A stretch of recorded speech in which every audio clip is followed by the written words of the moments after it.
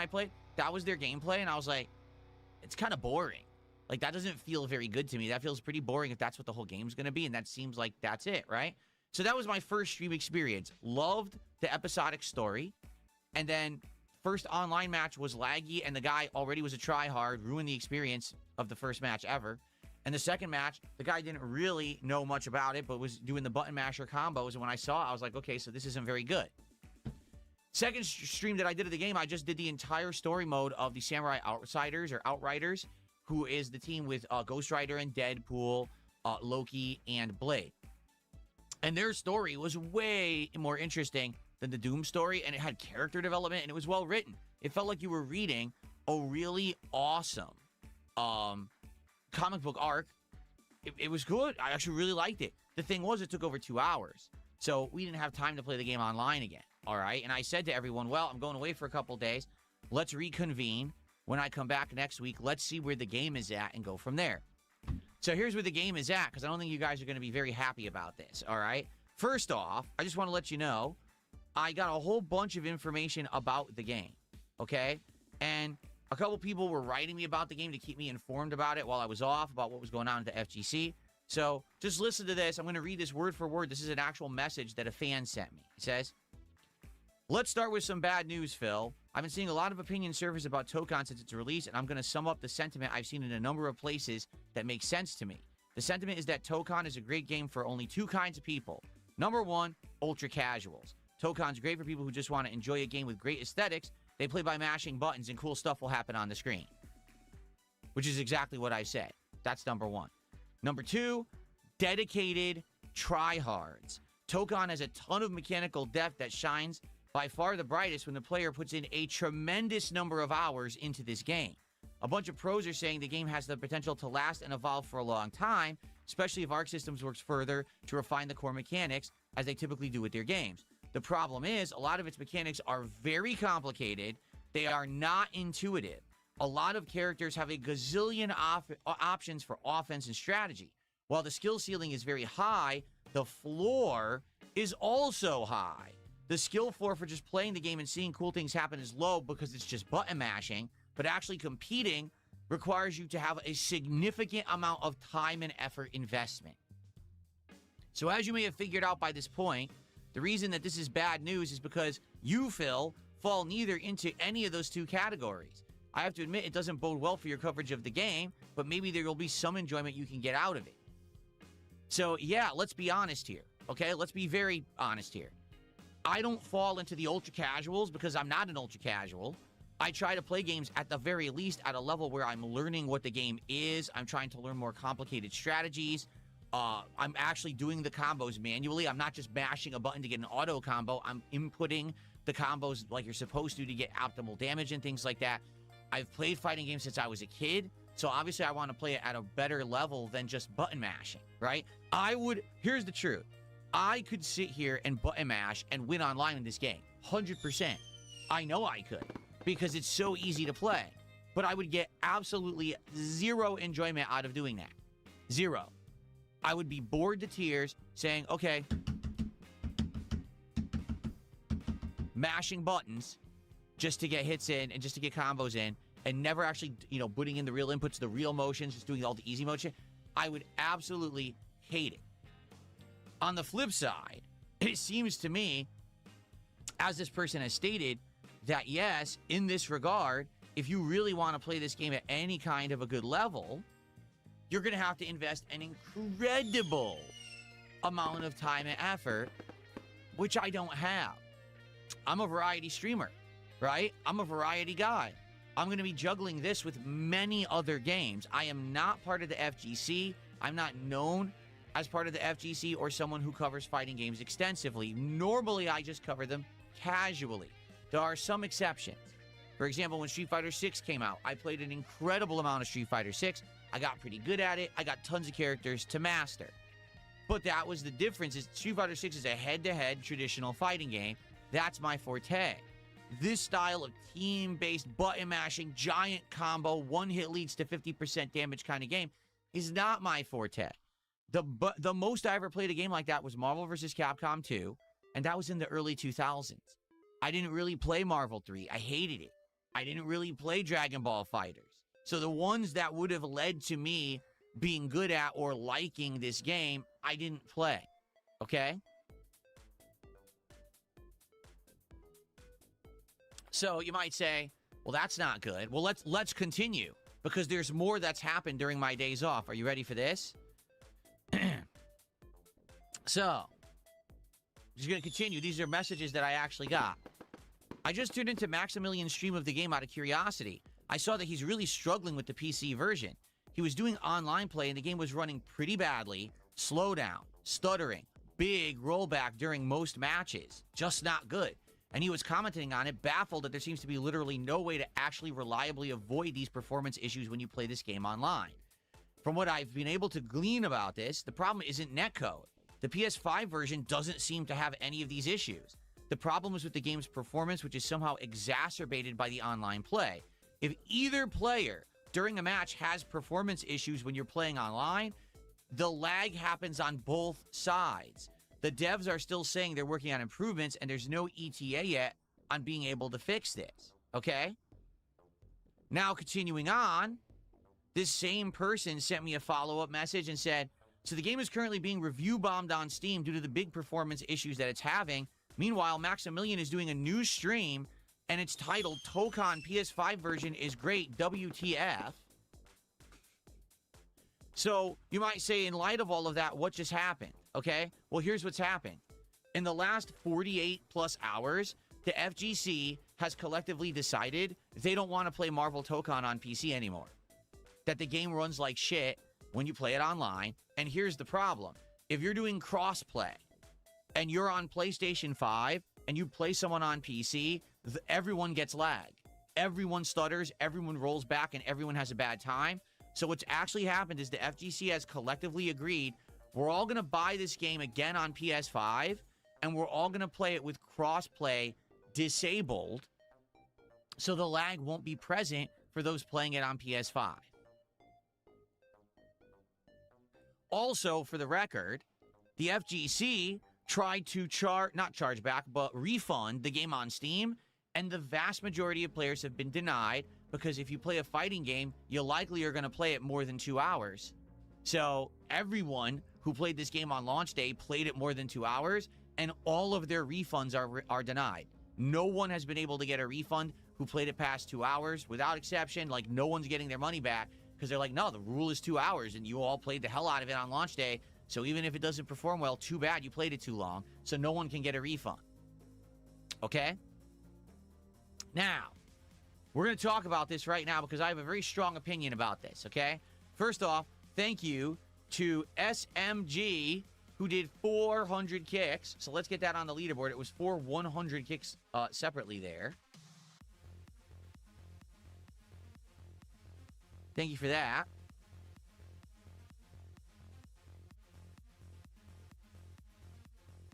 And then I got a $1.50 tip from someone saying you should play a few fights just button mashing mindlessly and win. No, I don't want to. Here's the point. I don't want to do that. Could I just literally told you I could do it and win. I know I could. The game is brainless. You can literally go online, just wait, mash attacks, call out an assist, wait, mash attacks, call out an assist, wait, mash attacks, call out assist. That's the game. I would have zero fun doing that. I would rather not play it ever again than do that, because I'm an actual fighting game player. I'm not a brainless twit. I'm not a mouth drooler. I play games to enjoy them and to be entertaining. No, neither of those things would happen if I played the game like that. I hope you understand. It would be a complete waste of everybody's time. Okay? Thank you for the tip, and thank you to Quasi Regarded also for 100 kicks. Okay. And now SMG did another 100, so thank you for that. Okay. So, hold on. Excuse me. Belch came out of nowhere. I wanted to mute it. So, with everything that we just said, okay, I want you to think about this very logically and from a standpoint in regards to everything that's been going on recently in video games in general, okay? Excuse me. It was just about a month ago, a little over a month ago now, that Sony publicly announced their desire and or intention to completely phase out physical games media starting in 2028 They outright said we will no longer create physical copies of games at all, starting in 2028. The future is digital. Grand Theft Auto 6 announced we will not make any physical copies whatsoever of GTA 6. It will be a digital-only game. And what happened when those announcements came out? Everyone was up in arms. Everyone collectively on the internet got their pitchforks and torches out and said, no, we want physical. The future is physical. You don't own anything if you can't own it physically. You know what I'm saying? Everyone went nuts. Everyone was anti-Sony. Everyone said, we're boycotting Sony because of this. This is absolutely atrocious. We're not going to play anything on PlayStation. We're not going to buy PlayStation games. We're not going to, right? Across the board, it was a huge agreement that this was bad. Everyone dislikes this change and this idea that Sony has. Everyone is anti-Sony. So here we are. It is now early August, a month later. Marvel Tokon comes out. The entire FGC buys the game on PC. By the way, the game is published by Sony. These same people who had their pitchforks and torches and were all upset, they all ran out and bought Marvel Tokon in droves because it's Marvel, baby. It's the new Marvel game. But they ran out and bought it on PC. Guess what? The game sucks on PC. It plays like shit. It won't run well online. There's rollback, there's stutter, there's problems. So what did they do? They said, oh, let's buy it again on PlayStation 5. And let's set it now crossplay off so anyone who has it on PC can't even find anyone to play because we want our Marvel and we don't care about any repercussions or our behavior. We just want Marvel, okay? So I want you to think about this logically. We just said to Sony, we don't want a digital future. And then a month later, you bought Marvel Tokon twice because it didn't work. What? How fucking stupid are you? Really? The game doesn't work on PC. No one can figure out why. So you went and you bought it again? And this is the company you strongly criticized, citing they're ruining gaming's future because they want to go all digital. You said you were going to boycott them. And now you bought their exclusively published game twice because you need to play Marvel because you're a hype beast in the FGC.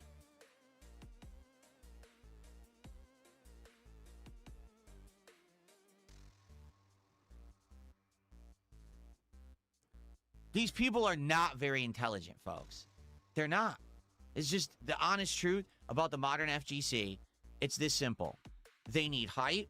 They need to jump on hype bandwagons. They realize that the FGC is a weaker community than many other communities out there because there aren't a lot of games.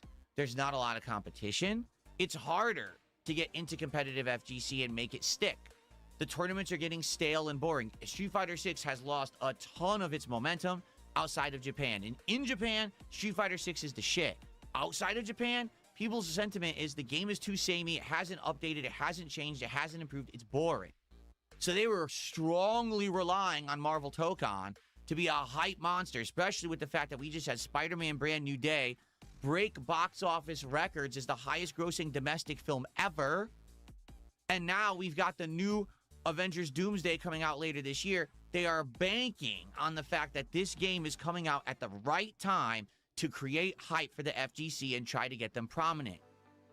So, God forbid the game actually sucks at launch and you admit it and you say, wait a minute, we just got ripped off, whether it's Arxis, whether it's Sony, whether it's one or both, we got ripped off by a badly produced game that runs like crap online, which is the main reason people buy fighting games. And instead of saying, hey, let's have some balls for once, and let's not play it, let's boycott it, let's actually be sensible about this and say this doesn't make sense for us to actually, play or spend money on because it's not a good product. They said, let's buy it a second time on a different platform instead.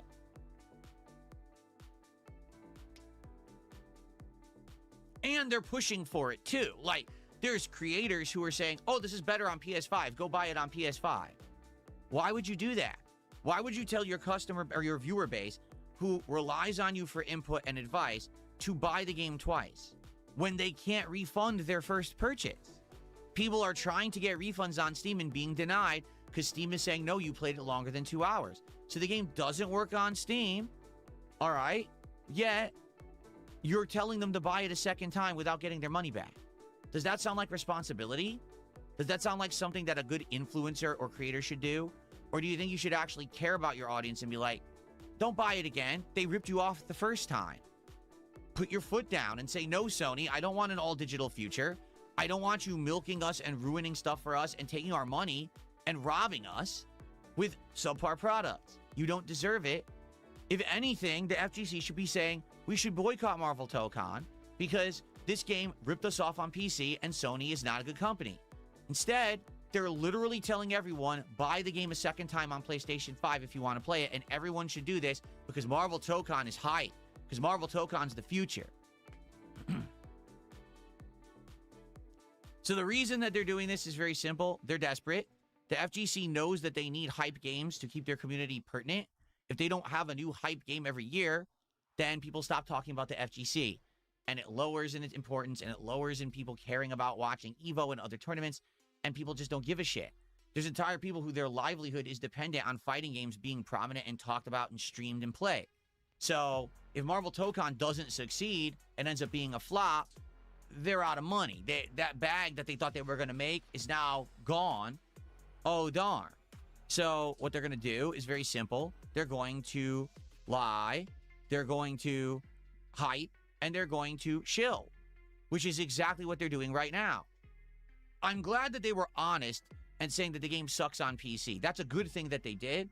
But anyone who bought this game on PC and then recommends you go buy it on a separate platform, even though you can't get your money back for the first version, that's irresponsible.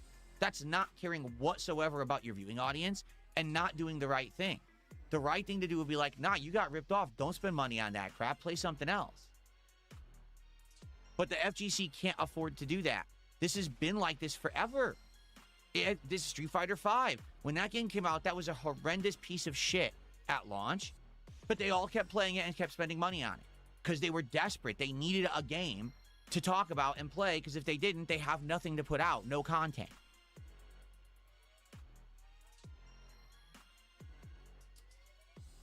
So, that's the truth. That's my take. You could disagree, and that's fine if you do.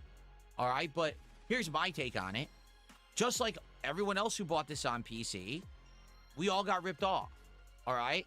I played the beta, and after the beta, ArcSys came out publicly and said, this is why we have betas, to learn, to adjust, and to improve. So rest assured, we took all your feedback during the beta with the PC problems, and this will be fixed for launch. 2 weeks later, nothing was fixed for launch. It still runs like shit. Now, it very well could be they'll fix it, okay? But you heard what I just read you about what people have discovered about this game. It's either for ultra casuals who just want to button mash, or it's for big-time sweats and tryhards who invest an incredible amount of time into the game. Well, I'm somewhere in the middle. Even to be honest with you, even with Street Fighter 6, I don't think anyone could even consider me to be a tryhard or a sweat. I was more of a hardcore casual. Does that make sense? Like, I would play a lot of it, but then I would still play other games. It wasn't that fighting games were my main focus, and I only played it, and I went to tournaments, and I did all that. I did none of that. I only played the game solely online. I only learned to a certain level. I got certain characters to master, and then I was like, all right, that's enough. And I moved on and did other stuff. To be considered a tryhard or a sweat, like, this is your thing. This is your major focus as a creator or a player, and that's all you do. And I'm never going to do that with fighting games. I just want to make this abundantly clear. Moving forward, I'm not saying that I won't cover fighting games. I'm not saying that I won't enjoy fighting games, and I'm not saying that I'm never going to play a lot of a fighting game, but I can tell you right now, I have found my way of success being a variety creator. Doing fighting games here, a shooter here, an RPG here, Pokemon one day, Assassin's Creed the next, Dark Souls the next. That's how I'm successful, because I jump around and I do variety and I don't get stagnant. If I only played fighting games, things would get stagnant as shit and would actually dry up and be boring around here, and I would lose a ton of my audience. And I know that. That's why I'm a variety creator. And that's why I continuously take your feedback and take your suggestions. I tried to integrate and improve and do new things in my content that I didn't used to do. Great. This entire thing was your idea. Integrating collectible cards and everything into my content was your idea. That was your feedback that allowed me to do that and do something different and do something interesting. Okay, so I'm happy for that I'm doing new things. What if I just sat around playing fighting games all day? Maybe for a very small percentage of you, that would be fine. But for most of you, you'd be like, that's boring. You're doing way too much of it. And I know that because even when I was just playing as much of Street Fighter 6 as I was, a lot of people were complaining that they were bored. Okay?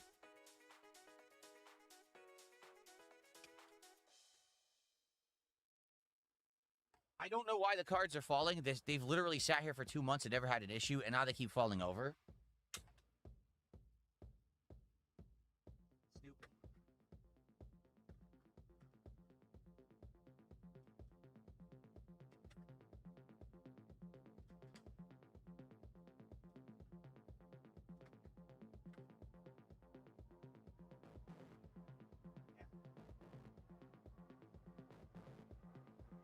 We're going to talk a little bit about that as well, card fluctuating prices, because a lot of these card values have changed, and I actually rearranged the wall this morning based on the card prices fluctuating, which is pretty crazy that they happen the way they do. Some went up, some went down. We'll talk about that. But anyway, in regards to this, right, I'm trying to do variety, and it works.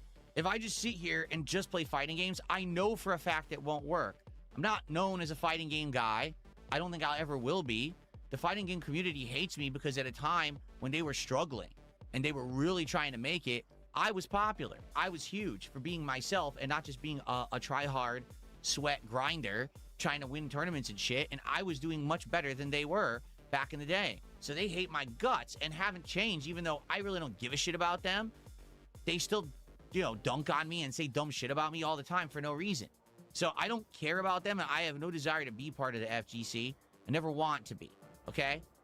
So in regards to Marvel Tokon, all right, it's this simple.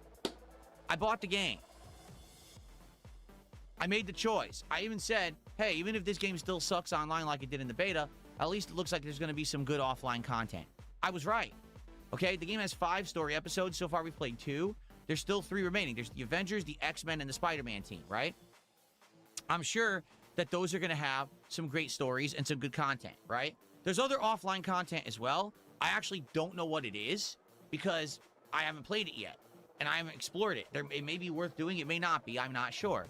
But at the very least, I think that the story modes are actually done exceptionally well and I want to play them, okay? So I will. In fact, I already have another Marvel Tokon stream scheduled for Tuesday on the day stream, and I want to at least play through 1, if not 2 of the stories during that stream. But the thing is, I need you guys to actually show up for it. And here's why I say that. On Thursday, the release day of this game, I played the Doom campaign, and then we played a little bit of online for about 45 minutes, and then I played through the Samurai Outriders campaign. During the Samurai Outriders campaign, all I got was toxic shit from the chat. People were being insanely unfair, very negative, very toxic constantly. And all they were doing was yelling at me to play online, to which I explained, I'm not going to do that because I don't know how to play the game. In order to play online, you need to play with the characters, learn their offline stuff, then you go online. You don't just go right into online play having no concept of how to play the game. It would be a waste of your time. But the audience doesn't listen. They sit there and they spam toxic stuff the entire time.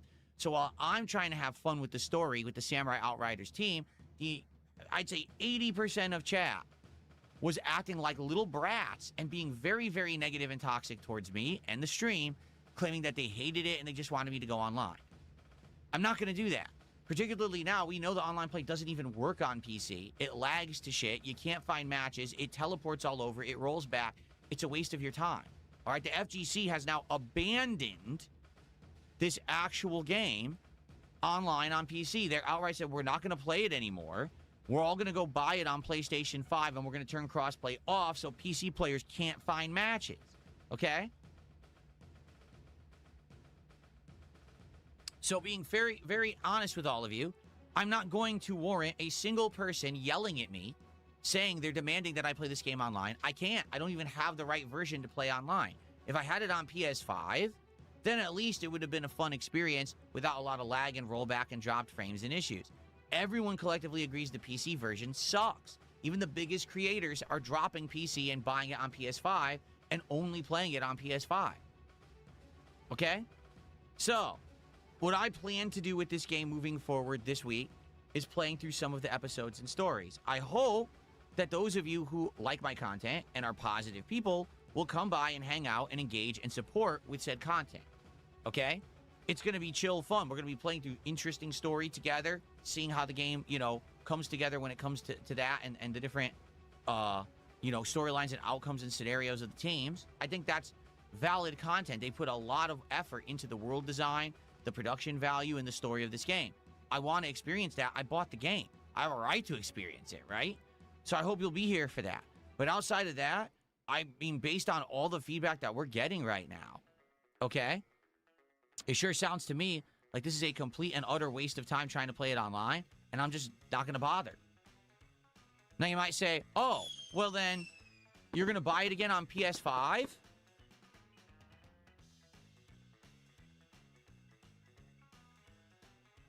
You tell me how this sounds. No! Did that sound echoey? Because I haven't used the echo effect in a while, and I forgot which one was the echo effect. Does this sound echoey to you? I hope it does. Anyway, no, I'm not rebuying the game. I've bought it once. I've given Sony and Arxis my money. All right, I have. And there's no reason for me to buy the game again. Why would I reward a game that doesn't work? I want you to think about that. This game doesn't work. So I'm going to buy it again. Did it need more echo? Okay, hold on. How about now? Does this sound more echoey? I forgot there was 2 different echoes. And I forgot which echo that was. I think the second echo is stronger. And you start using these effects again. Okay.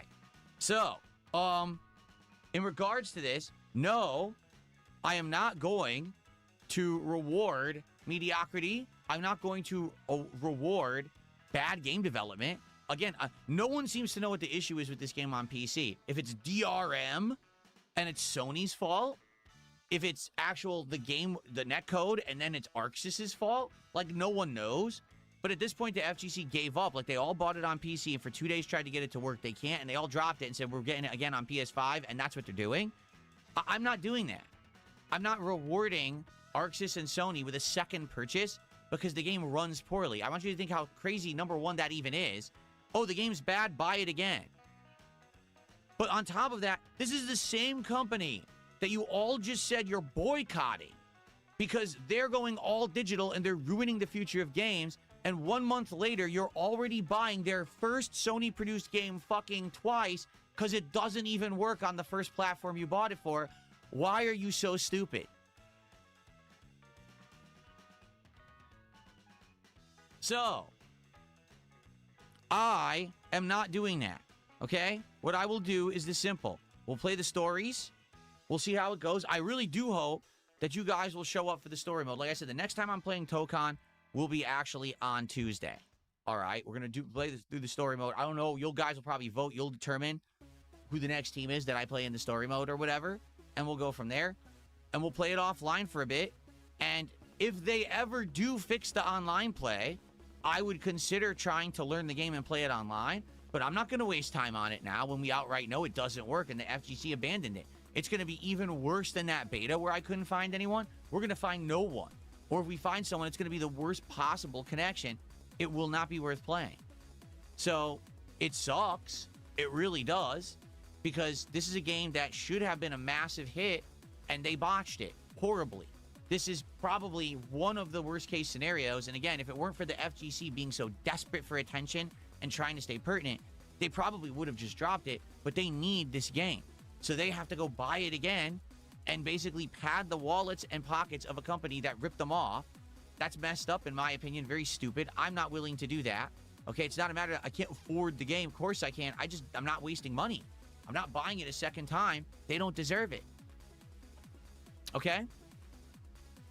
So, sorry to those who this disappoints because you wanted to see me play online and rage and suck and get beaten in the game. I don't care. You're not pertinent to me. I want to repeat what I just said. You're not pertinent to me. You're not important. I don't care about you. You're the people that don't support my content anyway, so I don't give a fuck about your opinions. I don't care that you were so angry that on launch day I barely played the game online. I don't care that now you're angry that I'm not going to play it online again. I didn't create the situation, but you'll blame me anyway. So why do I give a shit about your invalid opinion? You're insignificant. You're worthless. No one cares. If you're going to sit here and complain constantly that I'm playing the game offline, move on. If I see you complain, you're banned. If you come back, you're banned again. And on top of that, I'm going to publicly ridicule you in my content and streams to show what a loser you are. You sat here on Thursday and you ruined my night stream being toxic dirtbags. I'm going to publicly humiliate you every time you open your mouth on my streams. Okay? There you have it.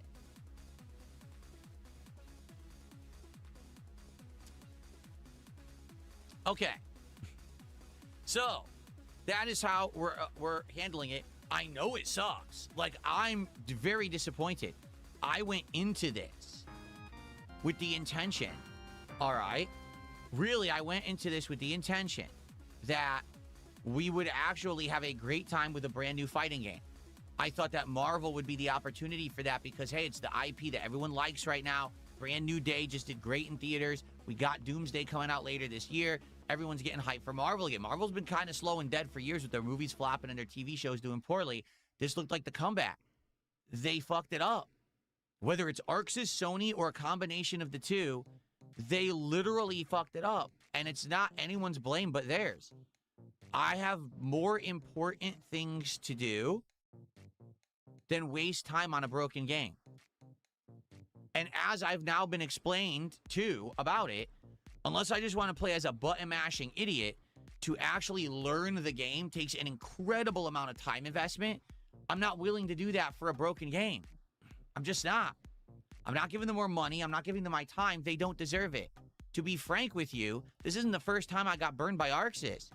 Dragon Ball FighterZ also sucked.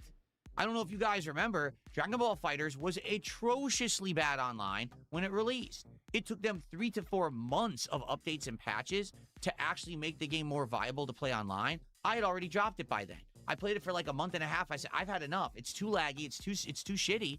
I'm not wasting time. And I moved on and did other content and never went back to it ever. In all the years people played it, I never played it again.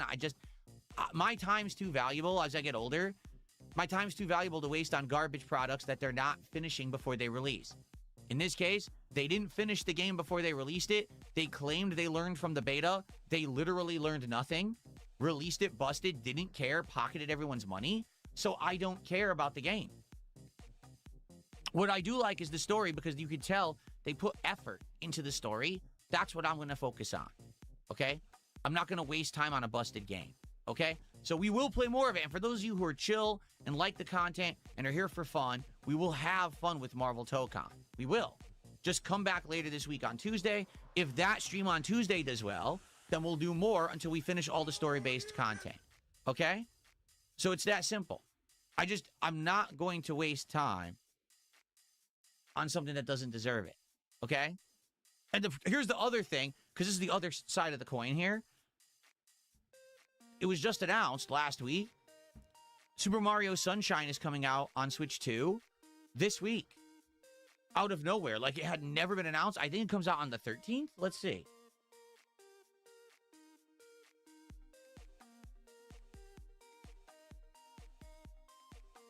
August 13th, Super Mario Sunshine is releasing on the Switch 2. Okay? And ever since that game came out, I hated it.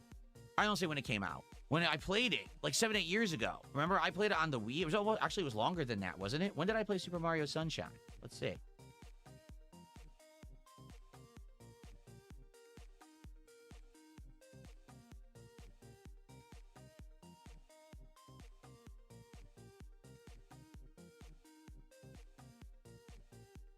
January 2018. So almost 9 years ago is when I played Super Mario Sunshine. I played it on the Wii. It was the original GameCube disc, but because I played it with an adapter, basically it ran horribly. I don't know if you guys remember. It had like fuzzy graphics and there was input delay. And on top of that, I really kind of just, to be honest, didn't really have a good time with it. I actually feel it was like the weakest Mario game. But ever since I played it, people were like, will you play it again? Like, play it again? Why would you want me to play it again? Oh, because you didn't like it as much, but now maybe it's been 8-9 years. Maybe you'll think different. At this point, though, the thing is, since I'll be playing it, if I'm playing it on Switch 2, there shouldn't be input delay and the graphics should be better, right? So maybe it would be a better experience the second time around. I don't know. But that's an option. Like, that's an option to do later this week, since now it looks like Marvel Tokon, once we play through the story, we're done with it. Maybe we play Mario Sunshine, okay? So that's what I would say is let's continue to play the games we're playing. Let's play Marvel Tokon's episode story mode, see how it does. If it does well, great, let's play them all. And if not, if it doesn't work, then maybe we could throw Mario Sunshine into the mix as some variety for the summer. Let's see, okay? Because the truth is there's nothing really new coming out till the end of the month when we have the new Metal Gear collection. I know people want to see me play Metal Gear Solid 4 again. That I would definitely consider doing, okay?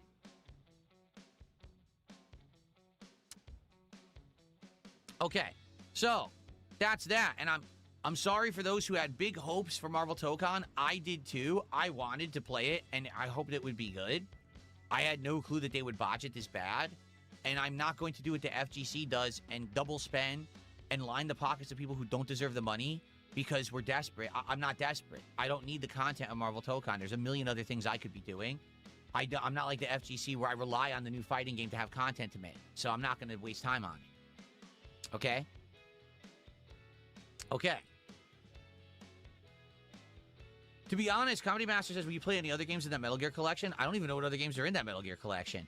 I only knew that Metal Gear Solid 4 was in it, and that was the big one. So that's the one I know everyone wants to see. Okay, let's do some quick shout-outs, all right? Then I want to give you guys an update on card stuff, and then we could just hang out for the rest of the show, okay? So, Martin Shortbus did a $6.97 Canadian Super Chat, which is funny because I was going to say, oh, isn't that less than what he was doing last week? No, the Canadian dollar is more valuable now compared to the American dollar, so it's still a $5 Super Chat. So thank you to Martin Shortbus for our first Super Chat of the week.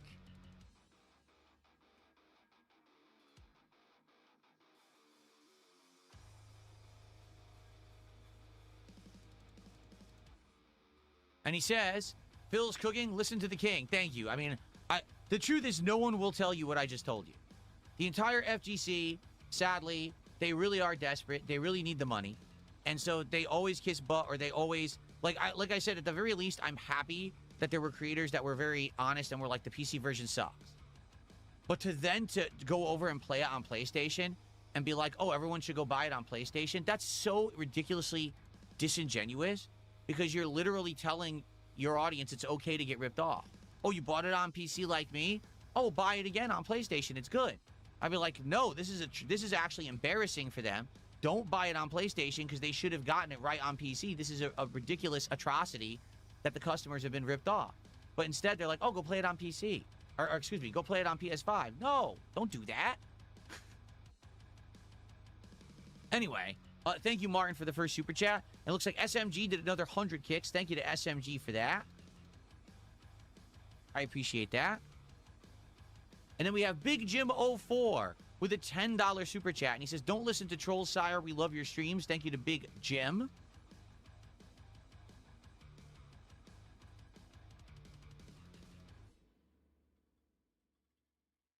I appreciate that. That is now the biggest contribution of the day. And Hellman did 500 kicks on Kick. Says, if you want to play Tokon on PS5, we'll gift it to you. If you don't, we'll support you anyway. It's your show. You make the rules. Disregard detractors. Exactly. I know what the detractors want. I'm not making content for detractors. All right? They were so upset with me that I did not play the game online any further on Thursday. They were so upset because they didn't have anything to content farm. They really wanted to, oh, look, here's Phil losing endlessly in this new fighting game. So, yeah, I mean, thank you, Hellman. I appreciate that. Now, here's the truth. Again, it's not the money. It doesn't matter. It's irregardless of who buys it. If I buy it again on PS5, I'm rewarding someone who made a bad game. If you buy it for me on PS5, then you're rewarding someone who made a bad game. The issue is rewarding someone who made a bad game. Does that make sense? Does that make sense? You don't want to reward errors, because as we've seen in the industry, if you continuously reward mediocrity, if you reward failure, the failure continues, right? Everyone complained for 13 years that Rockstar wouldn't make GTA 6. Everyone wanted it. Where is it? Yet they kept spending money on GTA Online. That's why you didn't have GTA 6. Like, literally, it was a direct result of your actions is the reason why the thing you were complaining about was continuing. Everyone keeps complaining. Where's the new Elder Scrolls? Why won't they make a new Fallout? Yet Elder Scrolls Online and Fallout 76 continue to make big profits for Bethesda. So why are they going to pump out another game? So if you reward the error, if you reward mediocrity, you'll get nothing but more mediocrity or failure. In this case, I consider a fighting game with broken, unfunctional online play at launch, that's utter failure. That's not even mediocrity, because that shouldn't be common, yet it has been. We've had so many fighting games that launch and they're not ready. And then they launch broken and it takes weeks to years for them to fix this shit. That's pathetic. ArcSys, this has already happened with ArcSys. Dragon Ball FighterZ was literally the same scenario where the game played terribly online, yet everyone just wanted a Dragon Ball fighting game, so they kept playing it, kept hyping it, kept playing it, kept hyping it.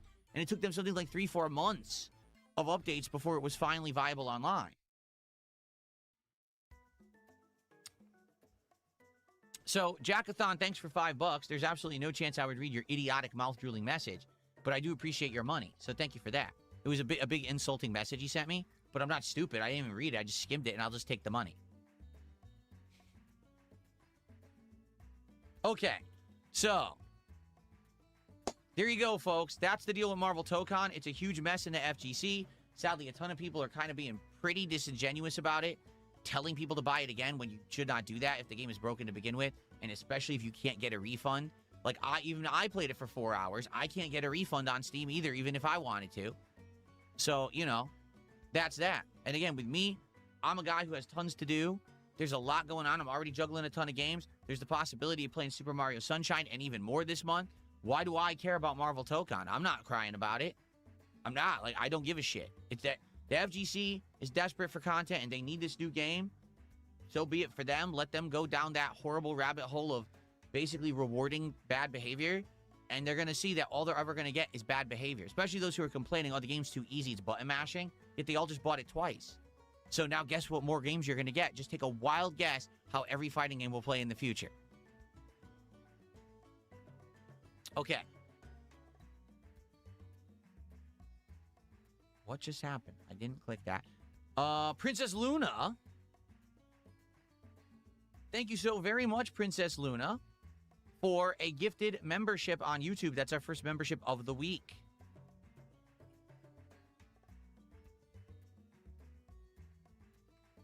Thank you, thank you. Okay, so now that that's finally out of the way, all right, let's move on to the next topic. Let's talk about the status of cards and everything, because I already did some updates here, and I want to tell you about how things are going with everything. So last week, for those who don't know, the TCG stuff went crazy. It was only a 5-day week here on DSP Gaming. I opened 4 boxes of cards last week. 4 boxes, okay? We finished Pokemon Pitch Black. We did the entirety of the Pal World box. We did the entirety of the Lorcana Reign of Jafar box. And we did the entirety of the One Piece Adventure on Kami's Island box. That was ridiculous, the amount of support and the crazy amount of cards that I opened in 1 week. I never expected that I would ever be doing that much, okay? But obviously, you guys are liking the content. You guys are enjoying. You know what I'm saying? You guys are enjoying the content, or else you wouldn't be supporting it and asking for more. All right? So where did we end last week? We ended last week doing this. We cracked open a box of Yu-Gi-Oh! Chaos Origins, which did arrive on Thursday. We got into 4 packs, okay? So to be honest, I like the look of the cards, but I just don't understand them. I don't know the difference between a trap card, a character card, a spell card. I don't know how the game is played. I've never seen the show, so I recognize absolutely nothing on the cards.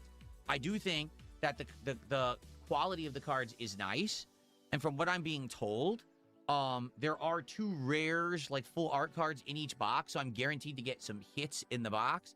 I just don't know how many or the quality that they will be. What's funny is the people who are criticizing Yu-Gi-Oh cards don't seem to have any, like, knowledge of them. Like, people, oh, Yu-Gi-Oh cards have no value because they get reprinted endlessly. Yeah, but this is a first edition box, and each card has a foil stamp on it to prove it's first edition. So it doesn't matter if they get reprinted a million times, the value is in the first edition print. That's like saying because a comic book got a bunch of reprints, the first edition isn't worth anything. Completely false. The first edition is always worth something. It's the reprints that are worth nothing. So I don't even understand what people are saying when they say this nonsense. So, anyway, yeah, I'm excited to do more of these, okay? But at the same time, we also have this. I returned to Pokemon Surging Sparks, because this was a set that we did very, very early on, okay? And, oops. Very, very early on, when we were unpacking cards back in May and early June, okay? This was the set that we were doing. This is where we got our mega rare or hyper rare golden Pikachu up there. That was worth almost $100. And it's a really good set. I like it. It's the Alolan version, so basically the Hawaiian versions of Pokemon that are kind of special. The cards look great. It's a good set of cards. So, we have Surging Sparks, and we have Yu-Gi-Oh! Chaos Origins cards that we'll be opening as we hit support milestones this week. Now, let's figure out, okay? Let's figure out what it is that you guys want. Okay, you ready? We're going to do a poll.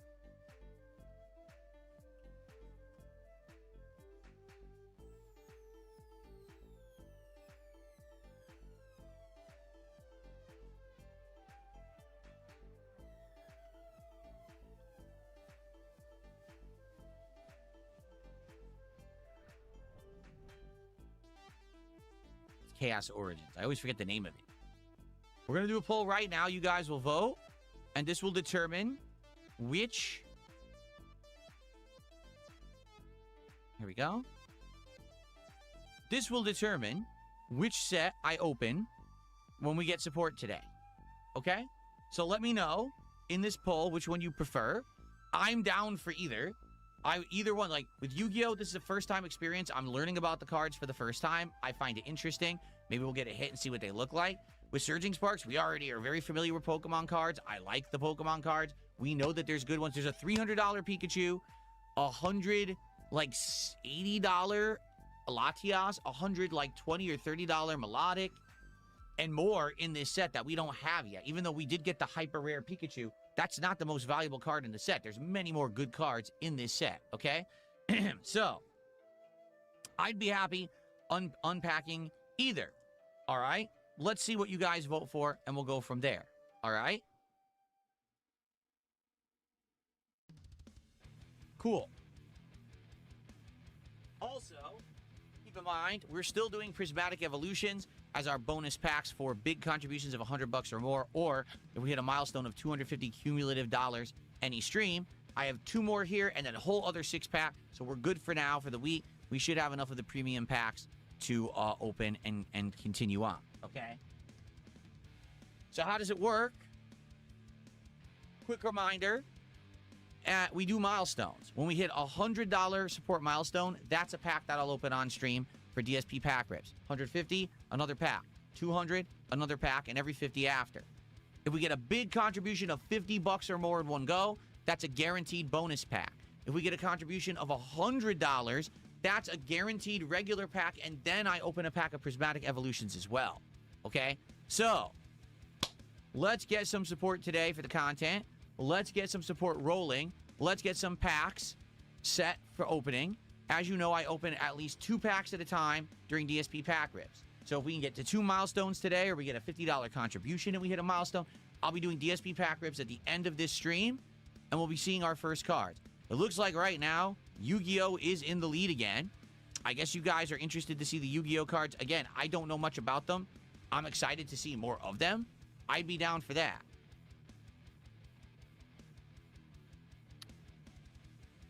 Okay. Arthur Morgan's horse says, I honestly think a lot of the basic non-value cards look better than the hits. To be honest with you, yeah, some of the stuff that we've seen, right? Or you'll think it's worth something because it's like full hollow metallic rare art. You look it up, it's worth $1. Huh? Why does this card look so good if it's worth $1? Right? I just don't understand that they make such cards look so good and then they're worth $1. That actually drives me, well, it doesn't drive me nuts, but it makes me confused.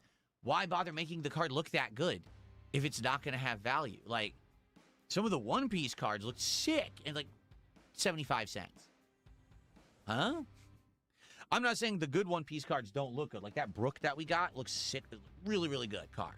But then why does the other ones look so good too? I don't get that. Anyway, the other thing I wanted to say was, oh, by the way, thank you to the Nixter97 who gifted a membership. Thank you to Nixter for the membership. We're now at $39 to support. Thank you guys for the early support. Can we get our first sub of the new week on Kick? Can we get a tip bigger than $1.50? Can we get some momentum going towards getting some packs open? That would be awesome. Thank you. So what I wanted to say just really quickly here, okay, is these card values fluctuate a ton. And what I mean by that is they go up and down and up and down, and it's very, very confusing. It's hard to tell what's going to hold value and what's going to lose value. All right, so I'm going to give you some examples here. This was my most valuable card for a very long time. When I first got this, Mega Greninja EX, it was from the Chaos Rising box back in May, late May, okay? It was worth $380 back then, okay?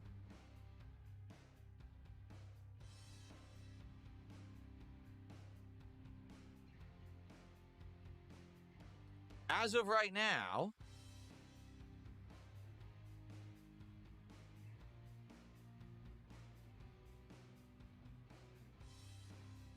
they won't even give me a value. It's glitched.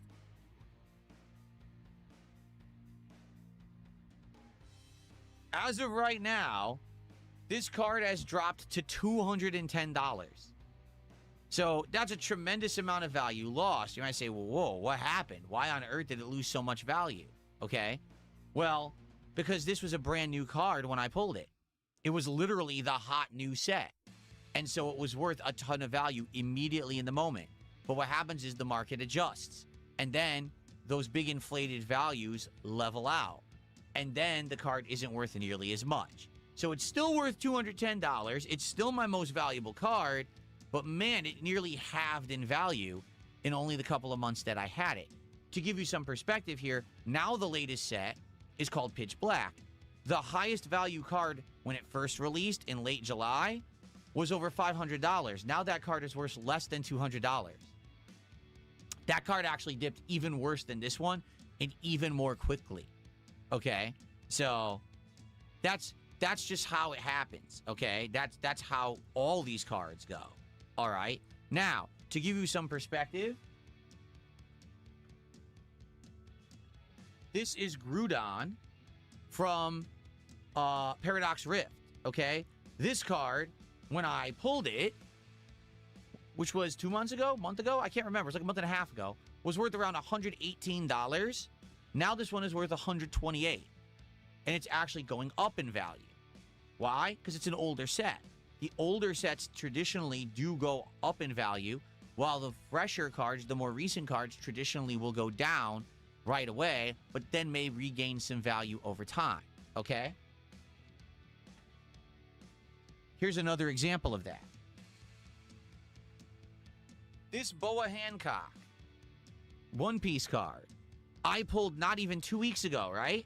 When I pulled it, it was worth like $56. As of today, it's worth only $48. It actually lost a bunch of value. Why? Because this is the more recent One Piece set. So again, the value was inflated, and now the values are kind of settling in. So now the value is dropping on this particular card. Okay?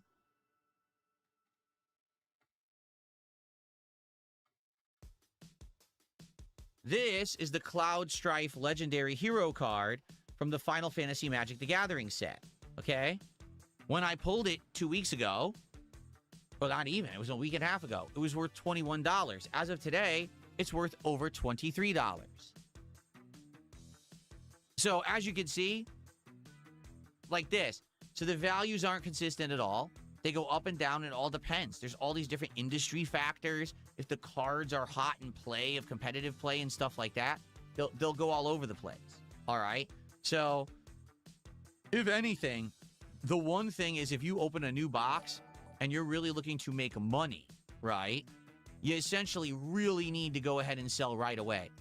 Rip the box, hope for the best, and sell, sell, sell. That's the way to make money immediately. But if you're collecting, you're always going to find new cards are going to have value, and then they're going to lose the value over time, but then they might gain it back again over time again. Okay? So incidentally, I reorganized the tree. The top row remains the same, but even that second row, the Boa Hancock got downgraded. Actually, the Chandelure that we just pulled gained a few bucks of value, so that moved up a spot. And actually, the Blackbeard went way down too. He was 31, now he's like $25 in value, so he went down. But that will happen. You'll see fluctuations over time where things will go up and down. That's just how it is in the card industry. So, all right, so Yu-Gi-Oh cards have won the poll. You guys want more Yu-Gi-Oh today, Chaos Origins. I'm totally down for that. Again, that's a set I don't know much or anything about. I'm learning very slowly. I hope that you guys will help me to understand the Yu-Gi-Oh cards as we do more with them. I'm open to learning and suggestion and all kinds of stuff about them. I want to learn how they work, okay? So, yes, when we get to $100 of support, that's a Yu-Gi-Oh pack. If we get a $50 contribution, that's a Yu-Gi-Oh pack. Let's get some support rolling in so we can do DSP pack rips today, okay? XJW9 did 500 kicks. Thank you so much, XJW9. Let's get that on the leaderboard. I have a disgusting hair in my mouth. Ugh. Started tickling my tongue. Ew.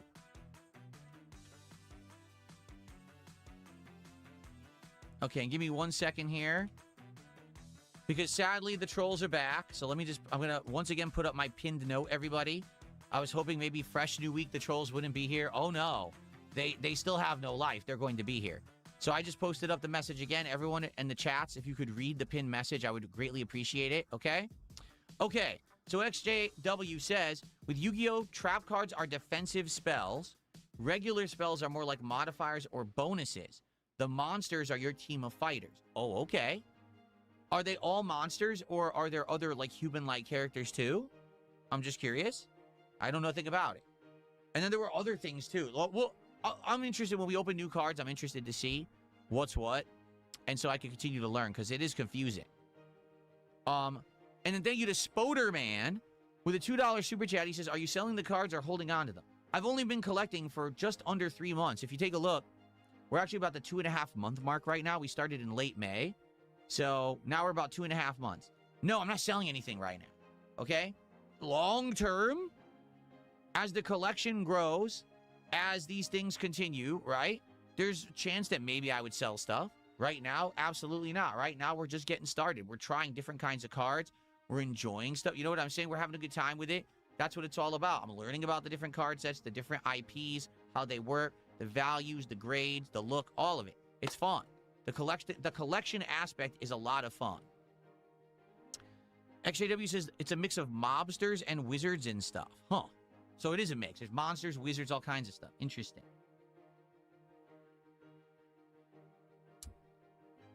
Layla says, if you turned on 1 week sub-only mode, would it stop sock accounts? Yes and no.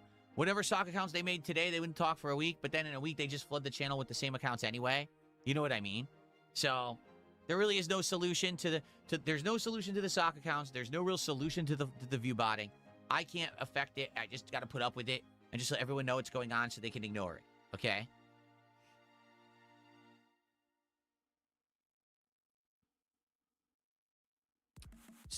How much did I invest in the most valuable card? Well, it was just in the box, right? So Chaos Rising, when Chaos Rising first came out, The boxes were like $280, give or take. And so I got that card. Plus, there was, of course, the entire normal set, plus the other hits that we got. So if that card, today that card's worth $210. And if you take account of the other cards that were in the box and the other hits, maybe I broke even on that box. Okay? But that's the thing. I mean, this is being very honest. When you're into this TCG stuff, unless you can buy direct from the supplier, so unless you're buying direct from Pokemon Center and you're paying retail price, which for a normal box of cards, retail price is $160, okay? Unless you're doing that, you're not making any profits ever. Like, never, ever. You know, even the one I bought. So I bought Pitch Black from Pokemon Center. And in that Pitch Black box, I got Chandelure. And Chandelure's worth just under $60 right now. Nothing even else on my tree is there. So probably the other hits I got were under 10. I probably got like 4 or 5 hits. So let's argue between the Chandelure and the other hits, I made $70. Do you really think there was $90 worth of cards in the other packs? No. Most cards, most low-end cards, aren't worth that much at all. For those who don't know, like a standard Pokemon card can range anywhere between 4 cents up to maybe 50 cents tops. Like, very rarely would you see a standard Pokemon card be worth more than like 40 cents, ever. So, even if you get a whole box and you get the whole set, you get 2-3 copies of the whole set, you probably still didn't break even on a box, you know? That's just how it is. What you're hoping is that you're getting a hit, that hit has value, and that value will increase over time as the gameplay, you know, evolves of the cards. Plus, as you build more sets and things, those have value. Like selling a whole normal set, you could sell and have value, as opposed to just trying to sell singles. So, yeah, it's tough. You know, as an investment, no, I don't really think that TCG stuff is a smart investment right now. It's like long-term investment. You know, right now, the new cards will never really strike it big and make big money. It's only if you're, literally, if you're a reseller. Like, that's it. Like, that's, if you're a reseller, you're making money doing it. Outside of that, if you're a collector, you're probably not making money. Now, there is a whole other side of this that we haven't even talked about. That's the grading side. Okay? Grading certain cards exponentially increases their value. I'm trying to think. I think that Groudon is one of the cards that I've been recommended by the app to grade. I'll give you an example if it's in there. Let me see. Let me see if they're listing it.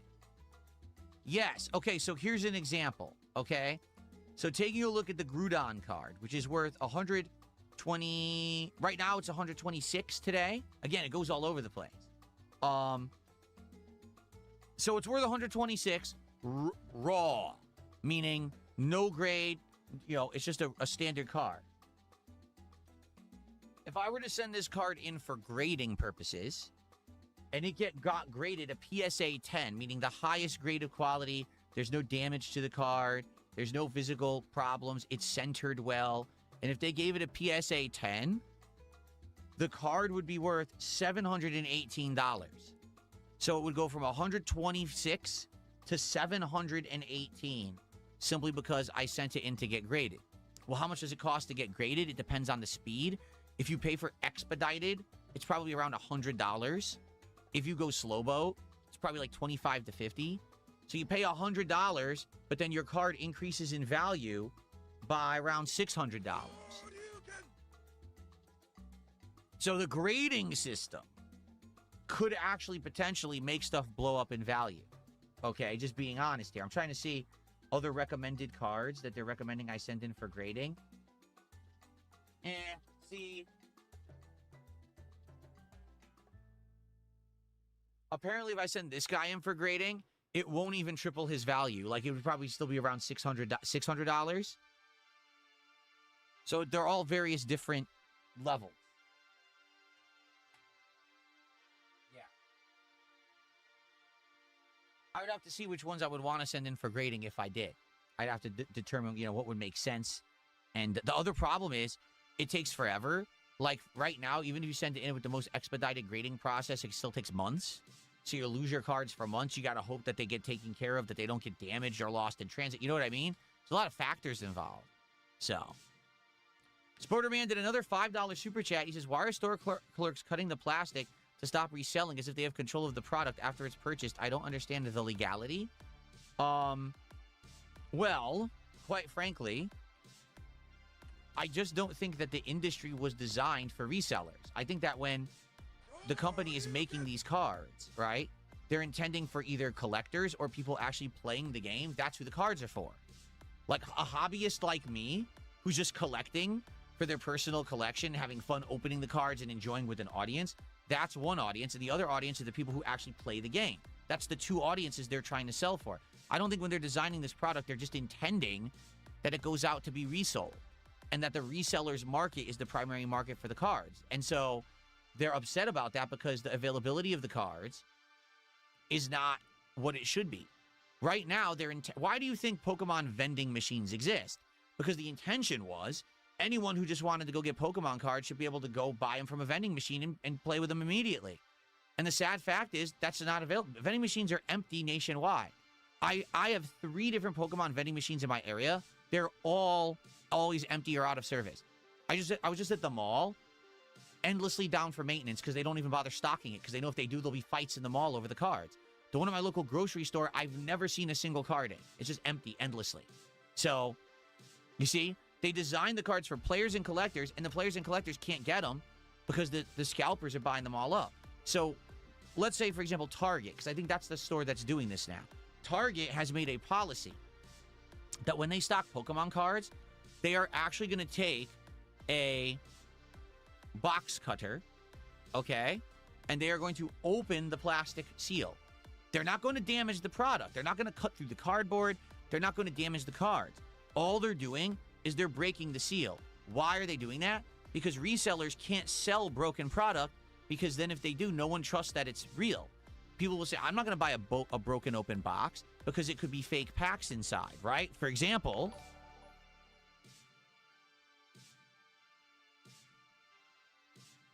as you can see, I bought this completely sealed all around, still has the Pokeball symbols on it. It's legit. It's real. If this said, oh, we're selling it only without the plastic wrap, I would never buy it.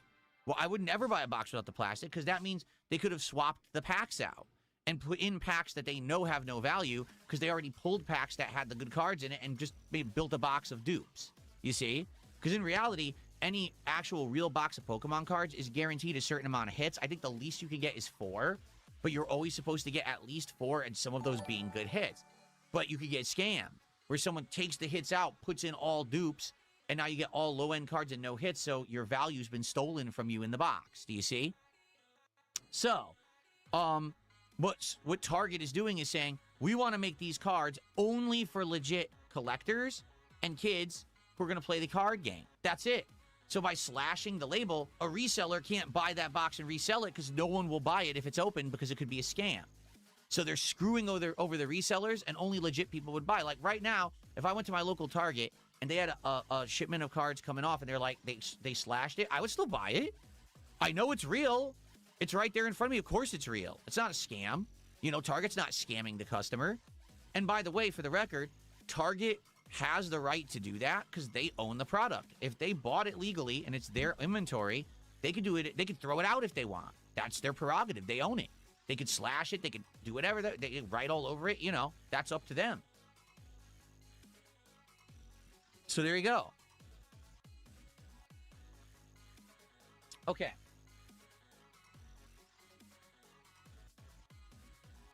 Okay, so here we go.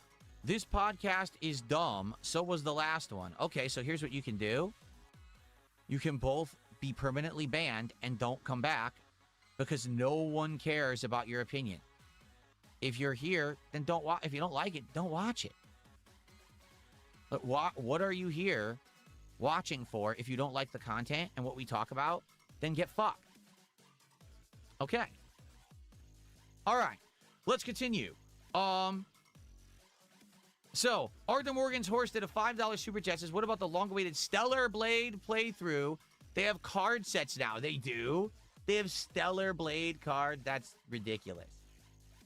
That's absolutely ridiculous if they have Stellar Blade cards. Thanks, Arthur, for $5. Let's see here. Ghost did a $5 super sticker. Thank you so much, Ghost, for a $5 super sticker. I appreciate that. Jade, how are you? For some reason, the animation didn't play. Let's do it again because it glitched out. Jade, 62 months as an Ultra supporter. Says he's not going to be here for Assassin's Creed. He'll be back for Tokon later in the week. Sounds good. I actually can't wait to play more of the story of Tokon, which will be continuing on Tuesday. So I hope you'll come back, everyone, on Tuesday's day stream if you want to see some of the story of Tokon, okay? All right, someone tipped me $5 and they want to remain anonymous. But they're also having me look into them being banned. I have no idea who they are or why they would be banned. They are banned. I unbanned them. So if you just tip me $5, I unbanned you. But don't worry, I didn't say anything about who you are, so you're good. Let's do a $5 animation. This is an anonymous animation. Thank you for the $5. That's our biggest tip of the day now. Okay.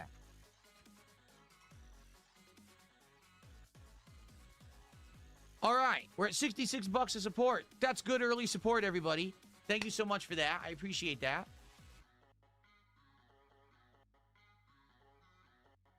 Would I ever play Huni Pop, a card collecting game with RPG elements? I've heard of it, but I don't know anything about it. The name is very familiar, but I've never looked into it. Yeah, Layla. Layla says, I ended up buying Pokemon ZA, Pokemon Legends ZA DLC. I should have listened to you. It's just grinding. It is. It's so much grinding. There is story in there. Don't get me wrong. There's story in there, and the story can be interesting, but they make you grind so much to get to the story. It's not worth it, in my opinion. It's really frustrating, you know, trying to get through that story.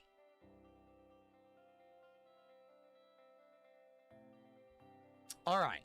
So, Jade says, can we do the X-Men team? Sure, why not? Why don't we use the X-Men on Tuesday? That sounds like a plan. That sounds interesting, because I haven't used Storm at all. Okay. So here's the deal, everybody. Let's summarize everything we talked about in the first 90 minutes of the Level 1 podcast. I'm back. It's a 6-day streaming week for me. I'm very excited for the 6-day streaming week. It's going to be a good variety of continuing on with all the playthroughs we're doing, the story of Marvel Tokon, and possibly maybe later in the week, maybe even some Super Mario Sunshine if people desire it. We'll see how that goes. No online Marvel Tokon because it doesn't work on PC. And I'm not rebuying the game a second time because they don't deserve to be paid twice. You can't refund the game on PC, which is lame. So we're just going to play through story and offline elements for now, okay?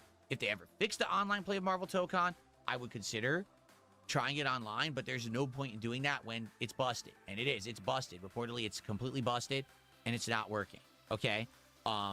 So, schedule-wise, it's Assassin's Creed and Pokemon Brilliant Diamond today. Tomorrow, it's Dark Souls 2 continuing, and then Final Fantasy 6.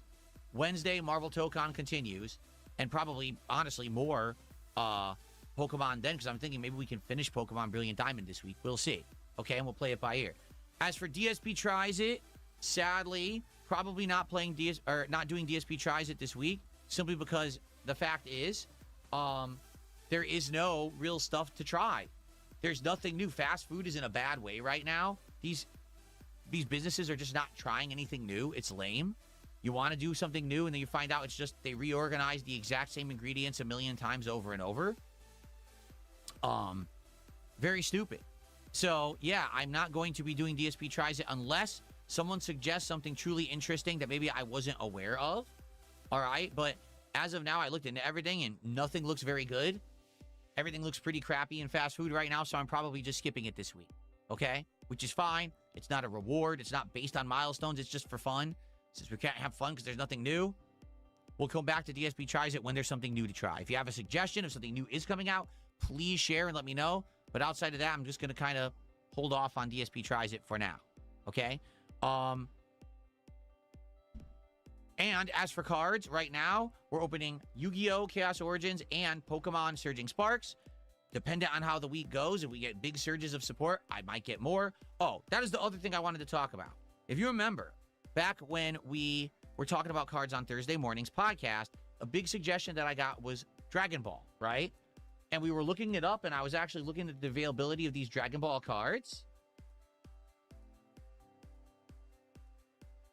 So Dragon Ball Super TCG, and it was called, it wasn't Fusion, It was called Masters, right? Yeah.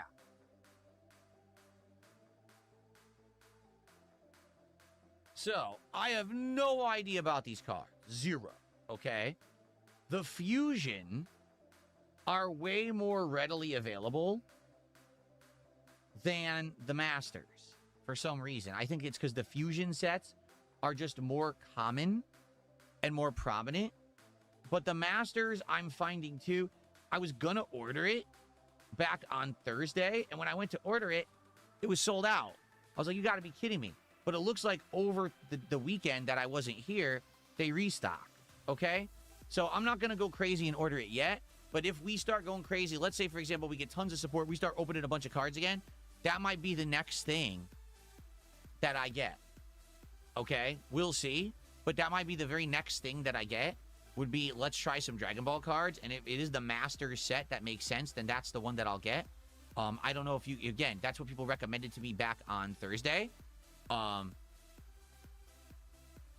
So I don't know. If you guys have other suggestions of other cards to try, I'm all ears. I'd be interested in trying other things as well. Whether it's, you know, something I've never tried, going back and doing something we've already done, or a different version. I would love to know. Okay? Okay. They are. Marky says, I'm pretty sure Fusion and Masters are two different TCGs. They are. I'm being told that Masters is the better one, that Fusion got out of control, got very confusing, and that now the Masters is the one that's more interesting, that people like more, versus Fusion.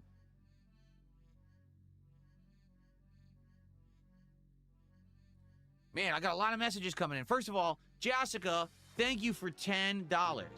I really appreciate the $10 super chat. They said, welcome back. Hope you had a great weekend. I sent you an email over the weekend. Let's have some fun. Thank you. I got a bunch of emails after Thursday. I did see yours. I just didn't respond, but I appreciate what you said and the sentiment, and I appreciate your support. Thank you for $10. It's good to see you. And Spoderman did a $2 super chat saying hello to Richard. Well, I don't know who Richard is. If you're speaking to Review Tech, is he watching me? I wouldn't be shocked if he is. It's, you know. But thank you for $2 there. Okay. Nobody says, why not try different kinds of Campbell's canned soups? Because I don't think that would be very interesting. That's why. Let's see here. Did I try the new pub burger from Wendy's? This is exactly the point I'm making, all right? Give me 1 second.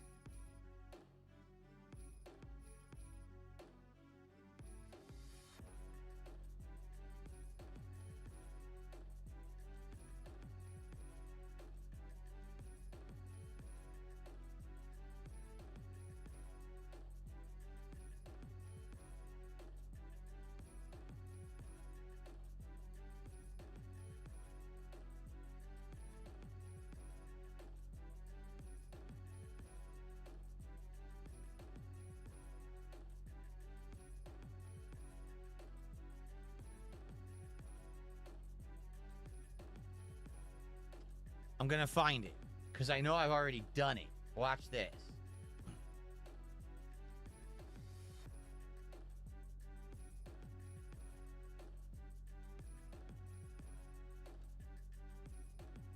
There it is. Yep. Okay. Ready?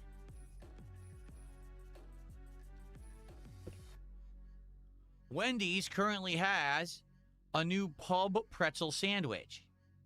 Or do they? Because they don't. Wendy's already did that sandwich twice. First, 13 years ago. There it is. That's back in Connecticut, me reviewing it.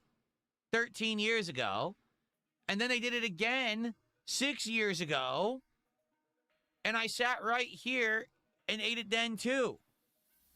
So I've already reviewed their pub sandwiches, their pub pretzel sandwiches, twice. They brought it back a third time, acting like it's a new item. It's not. These places keep doing this. Here it is. Look, they keep doing this over and over. They keep acting like these are new items, when they've already had them? You see? Why on earth would I want to try the same thing I tried 13 years ago and 6 years ago a third time? You know what I'm saying? Like, it's lame and pathetic that they just keep releasing the same content over and over. And then they're like, oh, you know, here it is. It's new. No, it's not. I already did it. I distinctly remember. The bun is chewy. It's like a chewy consistency. And it's a little bit salty, but it's good. It has a special pub like sauce on it that tastes pretty cheesy. I think they put a slice of like Gouda or Gruyere or something on top, and that's pretty good. Like, no lie, the burger's pretty good. But I had it twice. Why would I do it again?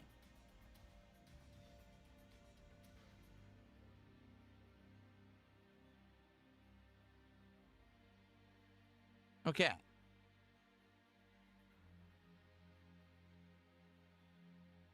Let's see here.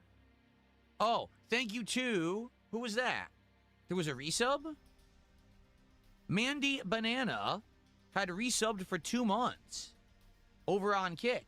The funny part is I think it might have auto-resubbed at some point, but I never celebrated Mandy Banana resubbing, so I'm going to count that. Why wouldn't I?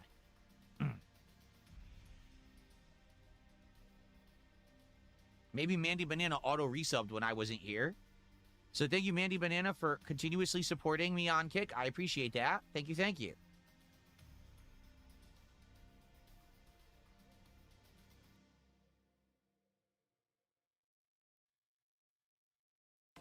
Merc Sam, no, I'm not going to cook in my office on an electronic camping stove. That's insane.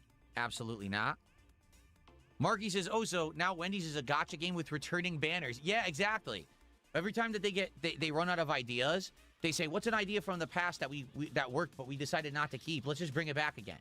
And they do. So it was 13 years ago, then like 8 years ago, and now, no, or 6 years ago, and now again. They just, every 6, 7 years, they bring back the pub bacon sandwiches.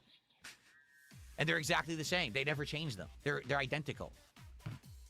Darkside Christmas says, what about McDonald's new Caesar sauce? I mean, you just said it. It's Caesar sauce. It's exactly the same products they normally have. They're just putting Caesar on it. Again, if they would do real new products, I would try them. They're not doing real new products. Just because they have a new sauce, what am I going to review? Okay, the sauce tastes like Caesar. Or it's a little watery. Okay? It sucks. I want true new products, right? If McDonald's was doing an actual new product, like the deluxe chicken Caesar sandwich, and it had, I don't know, a special bun, romaine lettuce, actual pieces of Parmesan cheese, croutons on it, right? And then the Caesar sauce with the chicken, I'd be like, cool. But they're not. It's literally, oh, it's our regular chicken sandwich, but we're putting Caesar sauce on it instead. And I'm supposed to review that? Like, the only difference is the stupid sauce. This is the difference of how DSP tries it used to be versus now. There's just nothing to review anymore. Should I go to Little Caesars and review their Webberoni pizza, where they take regular pepperonis and they cut it into tiny, thin strips, and it's exactly the same pizza otherwise? It's the same fucking taste. Why would it be any different? It's the same pepperoni. You just cut it up. That's not a new offering. It's just lame that this is what they're doing. They don't have any ingenuity anymore. They don't actually try any new products. They just reformulate exactly the same thing. It's going to be the same product, you know? It sucks. It really does suck. That's a genuine series. DSP tries it. I loved doing when there was a lot of variety of stuff to try. It was like endless. I was like, wow, this could be an endless series. We could do it once a week in perpetuity, because how would it ever end when there's always something new? There's never anything new anymore. It's all the same shit. I can't believe that fast food completely degraded in the last 10 to 15 years, and there's nothing worth trying.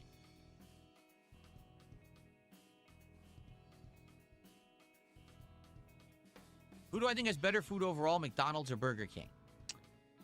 It's a tough question. Personally, I don't think Burger King has had good chicken in a long time. Even their regular, like, original chicken sandwich, I don't like the plain version. Recently, I just had the one that was, like, the BLT version. I thought that was pretty good. But standard chicken at Burger King is not very good. I like the Whopper. I will eat the Whopper. I think it's consistently good. Okay? In that regard. I also like onion rings. Even though they're not high quality, I like the flavor of the onion rings at Burger King. Okay? At McDonald's, there's actually a few burgers I like. I like the Quarter Pounder, and I do every once in a while enjoy a single cheeseburger as like a craveable thing. Okay? McDonald's sometimes has good chicken and sometimes does not. And the reason I say that, they change it all the time. Like, they don't consistently keep anything at all into their rotation for chicken. They're constantly, like 2-3 times a year, they'll have different chicken. So you never know if it's any good. And then if you like it, they get rid of it. So it's frustrating because you like their products and then they change them on you anyway. You're like, what the hell what did they do that for? So if I had to choose between the Quarter Pounder and the single cheeseburger at McDonald's versus the Whopper and the onion rings at Burger King, I would choose Burger King. So there's my answer. I would choose Burger King. Yep. What's up, Hummel the Pummel? How are you? Voided Punk Goth Girl, we have tried local restaurants. And in fact, there's been quite a few different local things that I've done taste tests on that I've enjoyed. But the problem is that truly original, interesting ones have already been done. I've already done Katsu Burger twice. There's only so many times I could go there before I'm just redoing the same stuff. You know what I'm saying? I've done Shake and Go, which is a local burger place that's really good, but I've already done them. So it's like, what else am I going to do? I've already done a lot of the good local things. We've had teriyaki and bento boxes. We've had sushi. We've had the Hawaiian barbecue that I have nearby. All these are local things. We've kind of done everything. I've tried Indian fusion pizza. It was called Pizza with a Twist. It was weird and disgusting. I would not go back.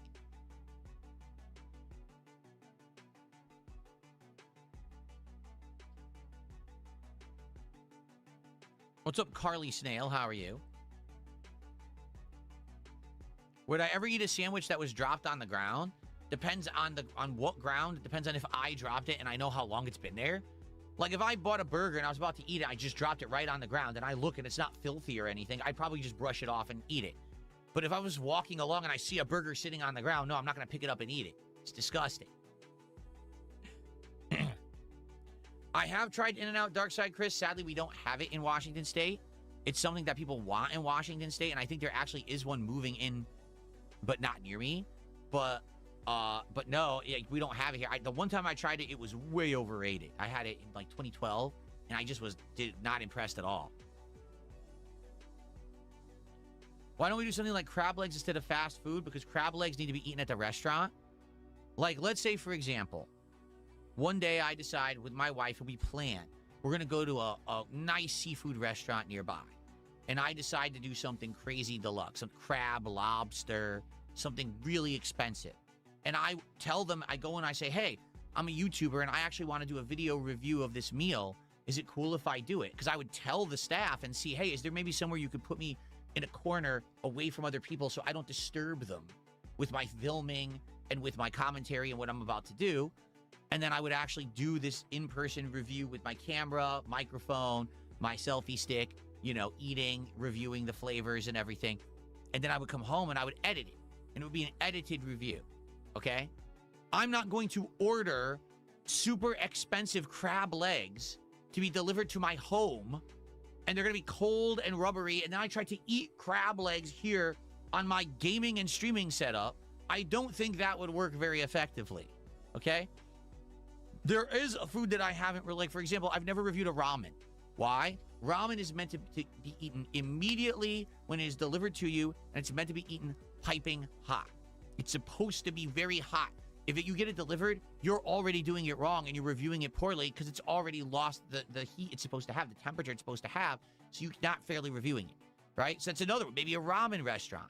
Go there and review it in person. But to do that, you have to plan, and you have to confirm it's okay.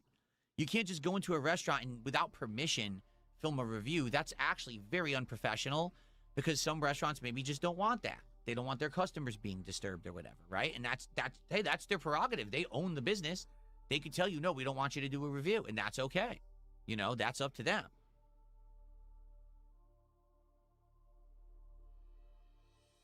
Yes, I did. Marky said, did you know in the 30s lobster was considered a poor person's food?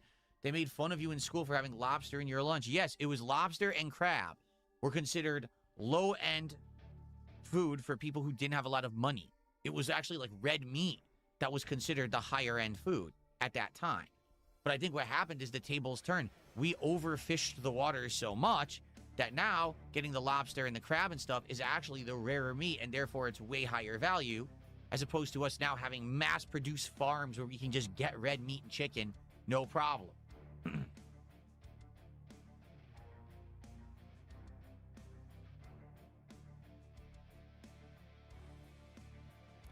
Would I do a DSP tries it for candy from around the world? Yes. However, I tried that and it didn't work. Don't you remember I bought treat boxes from like Japan and other places? And I tried it and no one really cared. They weren't very successful. So I stopped doing it.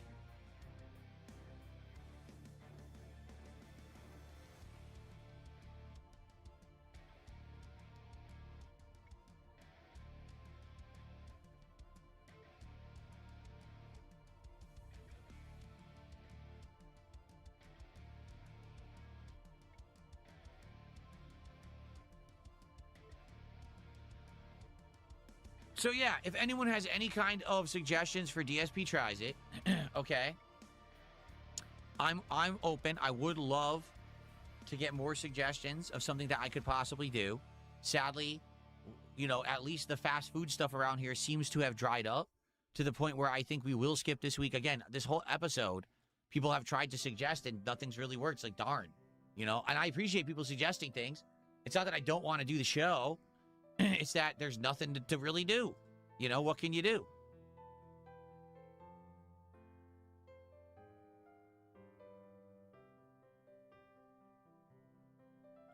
No, I have zero interest in a Mike Klum documentary about EDP.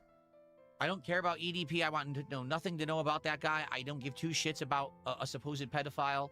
I don't want to hear his life story. I don't want to hear his sob story. I want nothing about him. I have zero interest. And neither, honestly, should any self-respecting adult who has a life. Why would you care about that guy? So why would you watch the documentary? Don't worry, the documentary will get millions of views. But, you know, giving attention to a pedophile, I don't know about that.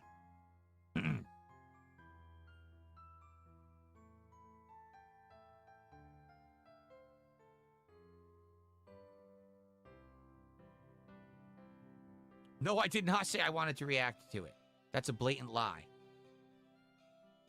Yes, I have. Layla says, did you ever do a versus series like BK chicken sandwich versus Wendy's chicken sandwich? Yeah, do you remember when I was first trying smash burgers? I did a triple taste test. I did Shake Shack versus Jack in the Box versus Sonic. We had 3 different smash burgers that I all compared and tried at once. That was pretty fun. The problem with that is I'd be willing to do that as a special event if there's a reason to hype it up. Let's say all of a sudden there was a big fad and everyone was doing the same thing. What if 3 or 4 places did pub burgers all at the same time with the pretzel buns? Then I'd be like, okay, let's do it, right? But honestly, the problem is the cost, okay? To get something delivered, not only are you paying for the item, but there's the markup, then you're paying the driver's tip, and you're paying for the delivery fee from the app. If you're doing that from 3 different businesses, you're basically paying $20 a burger 3 times. Just to order the smash burger right now from Sonic and get just the burger delivered would be $20. So I don't really feel like paying $60+ for a 3-burger meal, of which I'm only going to eat a few bites of each burger. It would be kind of wasteful. You know what I mean? I just don't think I want to do that, nor do I think that that would result in any content that's going to make tons of money. It won't. You know, the video I made of the triple smash burger, I don't even think it made 2,000 views, so it probably maybe like $5, maybe 10. You know, so it's not worth it.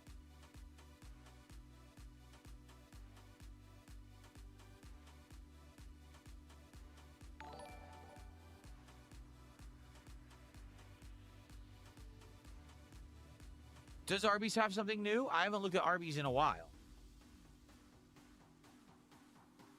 Because I was going to do Arby's. Arby's got a new summertime menu, right? And it was supposed to be the new chicken salad.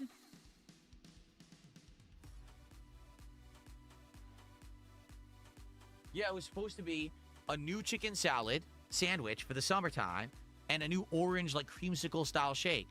So I went to get it, sold out everywhere. I was like, what? It was just announced. Like, it just came out.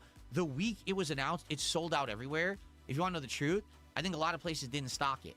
I think what it was that this is what Arby's wanted to push, but I guess the franchise owners probably were like, it's too much of a chore to make this stuff. Like, particularly that chicken salad is probably like, they got to make the chicken, they got to chop it up, they got to make this salad with all these ingredients. They probably don't want to bother with it. Maybe they don't sell enough of it. So it just showed as endlessly sold out at all of my Arby's near me. I was like, what the hell? So you just can never buy it, huh? So that's why I didn't do the Arby's, but it looks like Arby's does have a cheesesteak. Yeah, they have an Angus cheesesteak. They also have chicken sliders.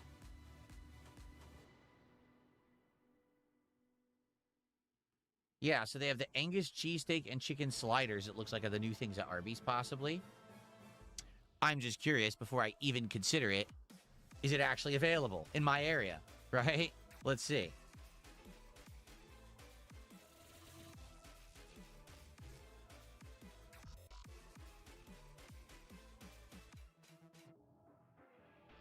Let's see.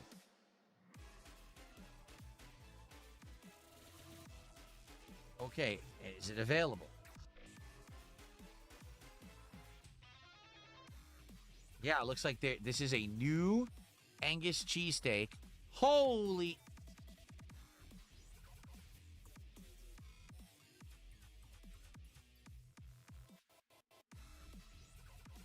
So they have two versions of the new Angus cheesesteak. Are you ready? There's a standard and there's a half pounder. Okay? Guess how much the half pound Angus cheesesteak costs at Arby's?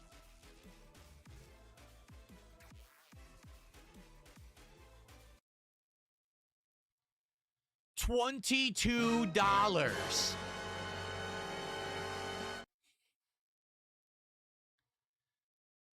Fast food, huh? Fast food prices. $22 for a sandwich at Arby's.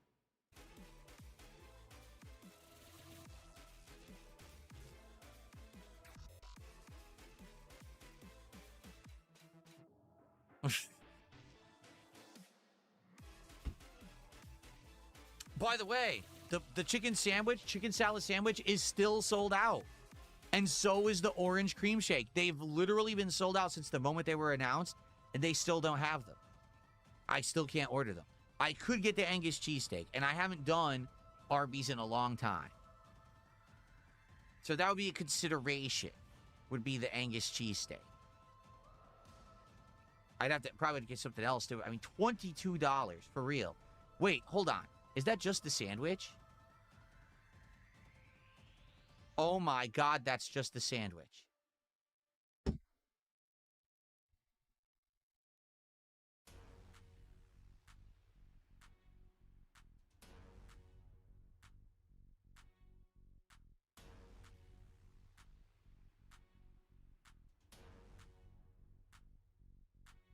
Do you see why I'm so turned off from doing DSP Tries It?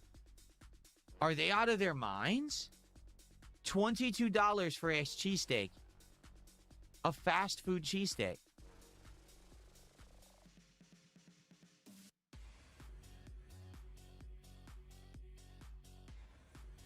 Someone tipped $2 as LTG had an unhinged meltdown because another content creator said he isn't attractive. It went on for 45 minutes and he keeps going on about it days later. It doesn't seem like a very masculine reaction to someone criticizing your looks. You're right. If you're a normal guy, you don't care about your looks. Like right now, I know I'm an ugly, melty-faced, middle-aged dude, right? I'm losing my hair. My hairline is receding. My facial hair doesn't look great. I'm ugly. Why do I care? I'm good. I'm happy. I'm successful. Why do I give a shit about the fact that I'm ugly? It doesn't affect me. I could be ugly as shit. I'm still good, right? That guy, his whole shtick, his whole fucking shtick is that he's good looking. He believes he's attractive.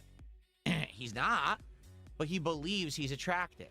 He fakes so much. He has filters on his face on his stream. He's got fake hair that you can see moving. You can see it's one piece moving around on his head, glued to his head. He's a complete phony. So for him, and his facade falls away, he has nothing. because everything about him is fake. His subs are fake. His views are fake. You know, everything is fake.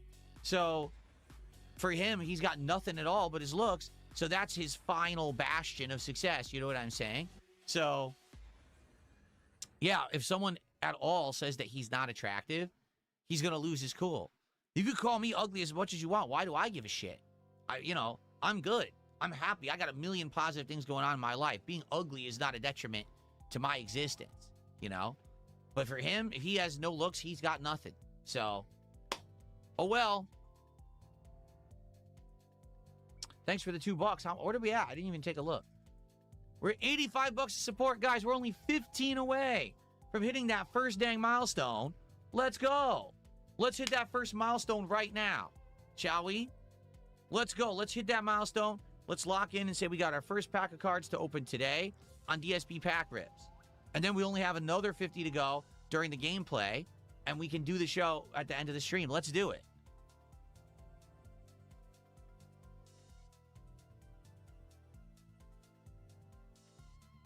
Let's go.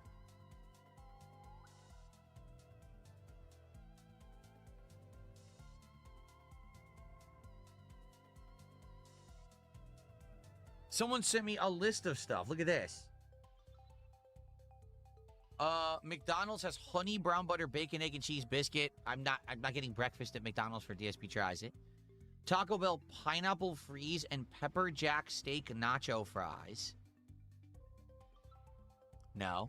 Wendy's apple crumble frosty fusion and pretzel bacon pub cheeseburger. Again, we already did the burger, and you know the frosty isn't enough to go there. Shake Shack West Coast loaded fries. Just fries is not enough to do it. Del Taco All American Burger Taco. We don't have Del Taco here. Jack in the Box potato wedges. We just did Jack in the Box for the record. Jimmy John's. We don't actually have a Jimmy John's here anymore. Sonic 99-cent corn dogs only on Thursdays. That's not a DSP tries it. Arby's buffalo chicken sandwich. So Arby's, all it is they're doing a slider with buffalo sauce. I would go there for the cheesesteak over that. So I would say Arby's is a consideration. Dairy Queen's caramel apple cheesecake blizzard. I'm not going to review a ice cream blizzard like that. It's not a meal.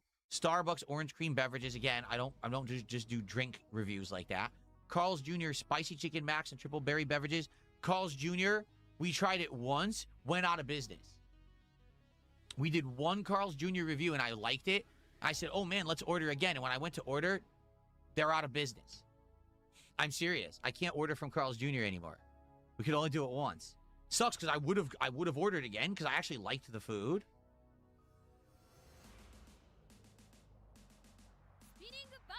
Nothing. The closest Carl's Jr. is 20 miles away. 20 miles away. Holy crap. Damn. Okay, I do have an idea, actually. I'll tell you the idea in a minute. Pizza Hut triple cheese mac and s'more sticks. No.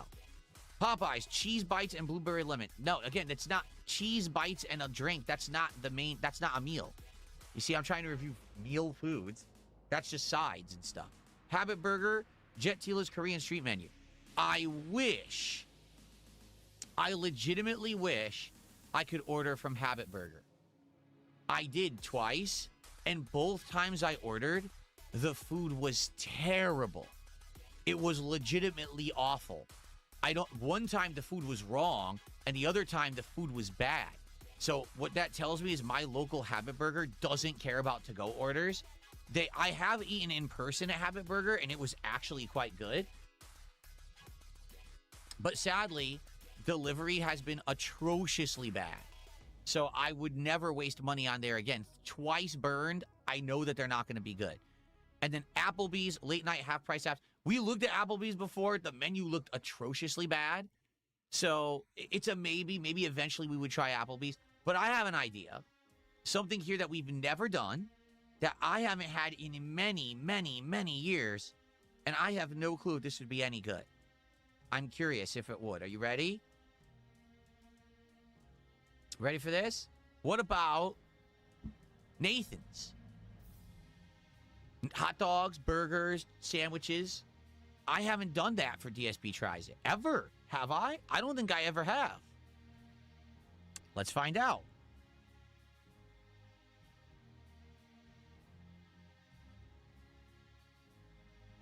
No.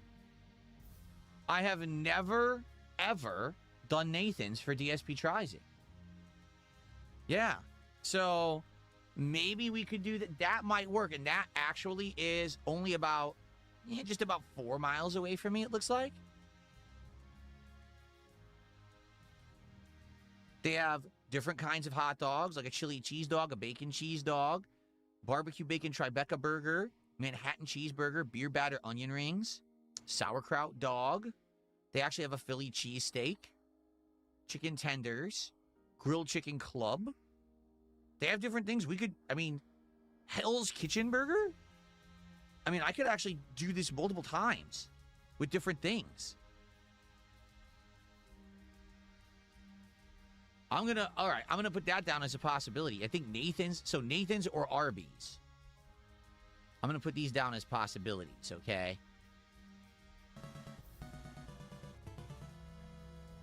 And I have multiple shout outs to do from contributions. Thank you guys. I'll shut those out in a second. I appreciate that.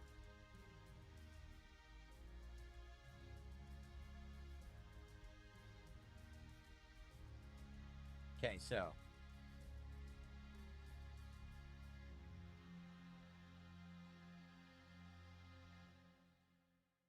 Okay. All right. Okay, I have tons of shout outs to do. Holy crap. Hanslander did a $2 Canadian super chat. Favorite type of food, for example, Italian, Mexican, etc. Dude, I grew up Italian. I grew up in a neighborhood that had multiple authentic Italian restaurants, including a pizzeria, including a place that did really good pasta and proteins. So it's always going to be Italian for me. And then he did the same super chat again. Who's the fake looks maxer? Huh? The fake looks maxer? Like I said, if you're talking about LTG, I don't know. DSP Glazer, thanks for $2. Nathan's is Denny's. Don't do it. Oh, wait. Are they? Wait a minute. Are you for real? No way. Nathan's is Denny's? You're kidding. It may be a ghost kitchen.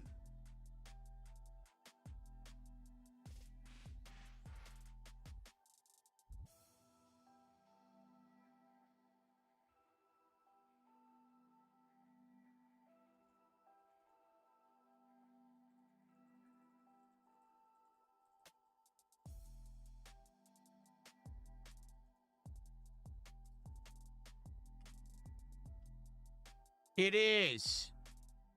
Wow. It's a Denny's, and the Denny's operates multiple ghost kitchens out of their location. Listen to this. Wow. I'm so glad he just told me. Listen to this shit. Denny's, Nathan's, the Meltdown Melt Sandwiches, and the Burger Den are all the same Denny's. And all they do is they get the online order and they make it say it's something it's not. So they must have bags that say Nathan's, but they're making the hot dogs at Denny's.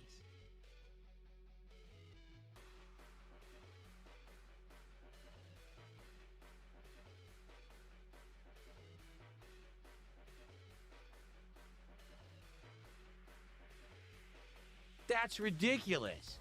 How disingenuous is that? So, I might as well just order from Denny's.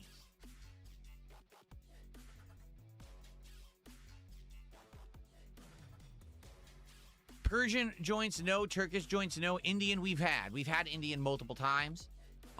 We don't have that other stuff, though, sadly. Yeah, Layla says Mr. Beast Burgers like that. They were making them out of friendlies. Yeah, Mr. Beast Burger was the worst because they were literally all ghost kitchens, but none were consistent because they were all different businesses. So the business would sign on a contract to make the burgers, but they would all make them completely different. So the consistency was off. Like, no matter where you got a Beast Burger, they were different.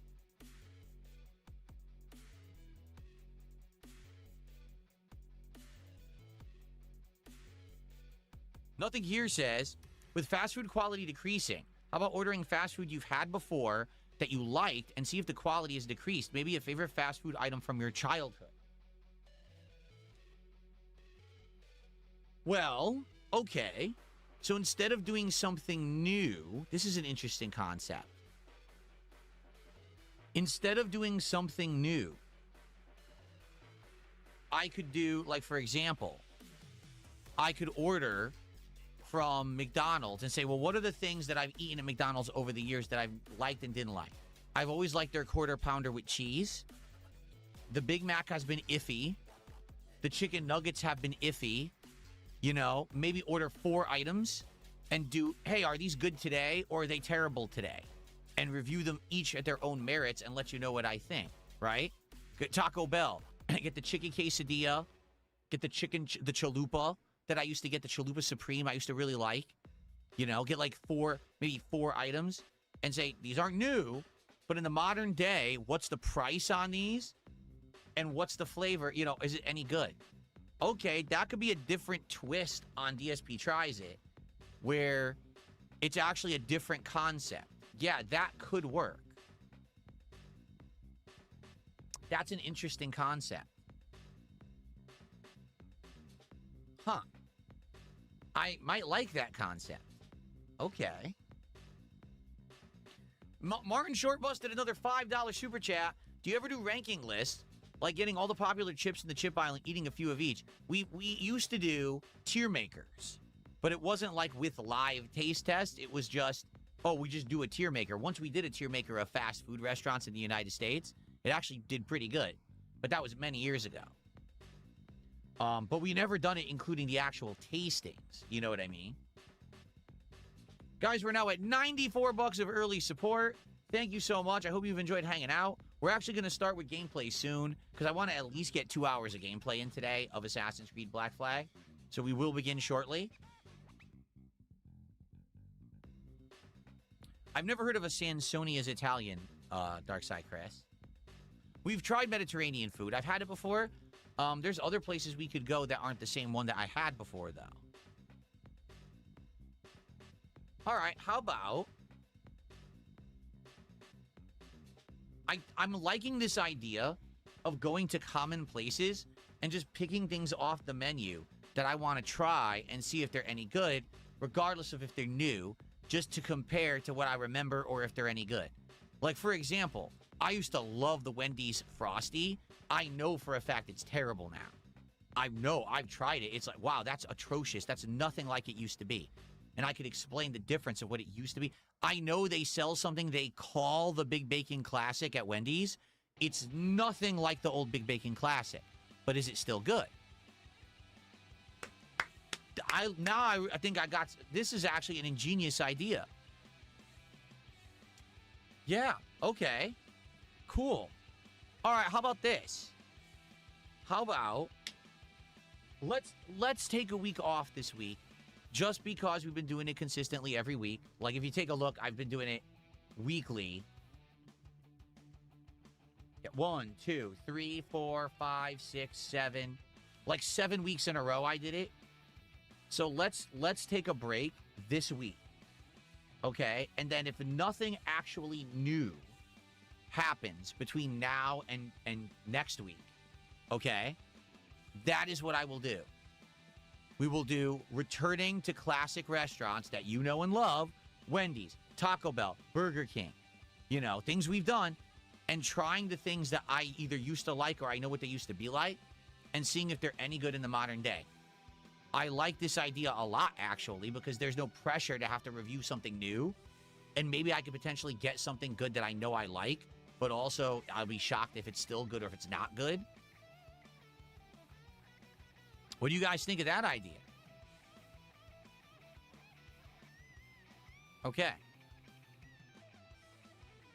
Okay, cool. Thank you for the help. And you know what? For the hell of it, we could still try Nathan's. Like, we could order from the Denny's Ghost Kitchen and see if it's any good. If it's terrible, we could be like, this sucks shit. Don't order from this bullshit Ghost Kitchen, right? Interesting. All right. This is excellent. So I think we will. Let's skip this week. Next week, let's figure out what we want to do, but we have a new, fresh idea. So even if current fast food sucks, we can still compare and try different things. I like that. All right. All right. So, folks, I hope that you've enjoyed today's show. I have. I've enjoyed chilling with you. Hanslander just did another super chat. Do you have a favorite Italian pasta dish? Ooh. That's a tough question, too. There's a lot of good Italian pastas. You know? I do, for the record, I prefer red sauce because I know that there's a lot of different cream sauces and you know, vodka sauce. I prefer a traditional red sauce. But as for pasta, like, I like spaghetti. I like linguine. I like, you know, rigatoni. I like penne. I like rotini. I like ravioli filled with something. You know, just cheese, ricotta cheese, or maybe you get like lobster ravioli or something like that. You know. I like a lot of different tortellini. I actually really like tortellini. So, anyway. All right. Guys, let's end the show. It's been 2 hours. Wow, it's been almost 2.5 hours. Let's end the show. Let's get set up and get started for gameplay. Because like I said, I want to get at least 2 hours of Assassin's Creed. Thank you so much for the early support. Let's keep it going so we can open some Yu-Gi-Oh cards today and see what they're all about. And thank you for a great start to the week. Okay? So quick reminder, everybody. This is a normal 6-day streaming week. I'm here today through Friday. There will be a good variety of content, including many different games. The possibility of a new one, we'll see. We'll see how things go. The podcast will likely return this coming Friday, and if there's a reason to have it in the middle of the week, we'll do it then as well, but you're going to see some DSP morning shows in its stead. Thank you for a great return show. I had a great time. I'll see you all week long, and I'll see you for sure on the Level 1 podcast returning this coming Friday. Peace out, everyone. I'll see you then. Bye-bye.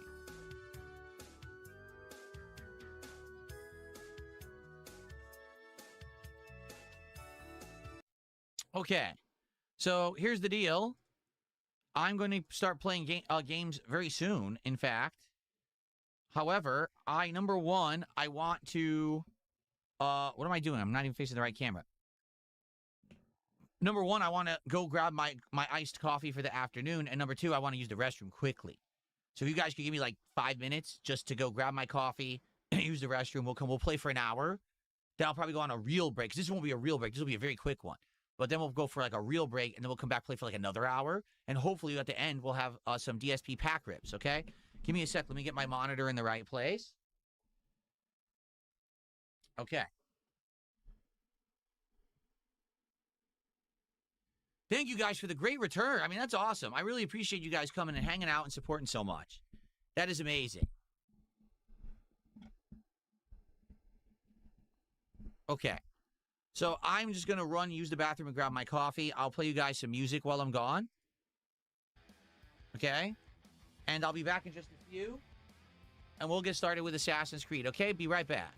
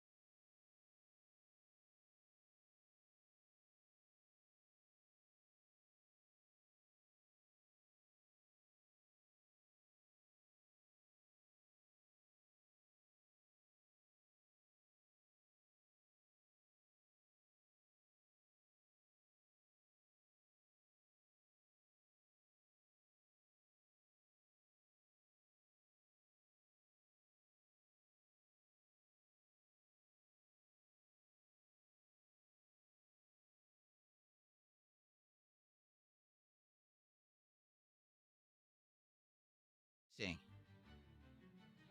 All right. Let's get started with Assassin's Creed, everybody. Again, thank you so much. Almost $100 of early support. That's great head start for today. Now we just need a few more bucks to get to that first milestone. You know, a little over 50 for 2 and to do DSP pack rips on the stream, which I really want to do. I want to get further into those Yu-Gi-Oh cards. So thank you so much. Let's go. What's up, John Nepper? How are you, man? Good to see you. Welcome back, everybody. Many people just coming back now.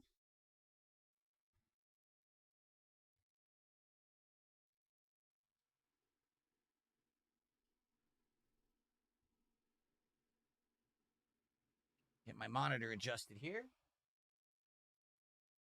How y'all doing?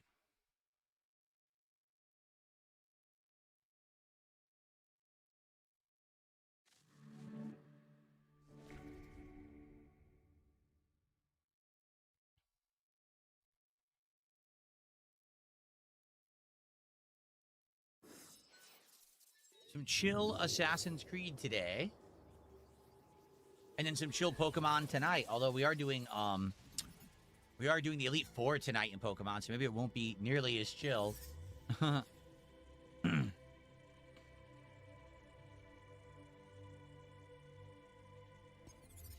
right, here we go. Some coffee.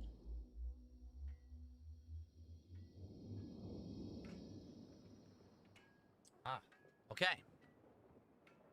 Hello, everyone, and welcome back. It's been a bit. In fact, it's been about a week since we played Assassin's Creed Black Flag Resynced here on DSP Gaming. Reason being, last week was a shorter week for me. And in addition to that, we had some new release stuff to do. Now we're getting back to the regular rotation. I'm planning on playing this at least twice this week.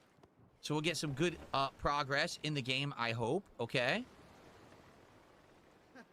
Should be good stuff. So where are we headed? Let's find out. Where's the story? What are we up to? So let's see here. Here we have Diving for Medicine's main quest. Correct. But we also have, if I remember correctly, the new crew member. Yeah, if thy right hand offend thee, an officer quest. The Padre found the killers. I think we should do that. I think that we should, we also might have one of the monkey things that we need. We need the Capuchins, right? All right, let's go here. Let's go to Cape Bonavista. And let's see what's there. And let's see if we can do this mission for our crew member. We haven't done this in a while. Here we go. Nobody, hello to your daughter. How is your daughter doing today? Well, I hope that your daughter's doing well. Okay. So here we are. And it says it's right over there. It says the viewpoint. Wait a minute. It's a howler monkey. I think I need a Capuchin monkey, don't I? A lot of monkey business going on. Capuchin. Red howler monkey. This is not the red howler. This is the regular howler. So I actually don't need these hunts then, right? No. There is some stuff to get here. There's a Mayan Steely. All right, you know what? Let's do this. Let's go over there and get some of those items, and then we'll do the story.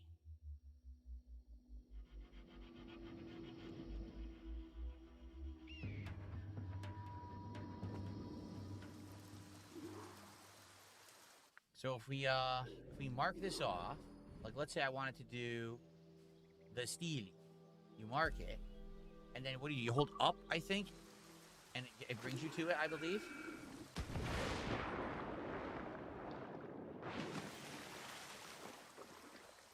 Is that how it works? Pathfinder on. I can't...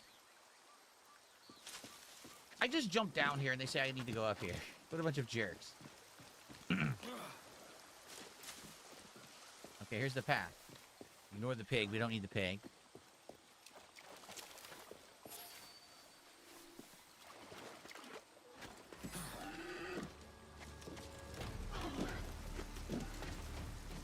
The pig is very upset.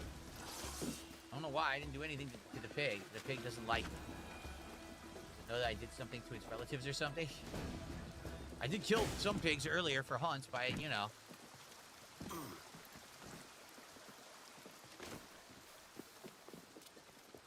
must have been here earlier to have the fast travel, but I don't recall.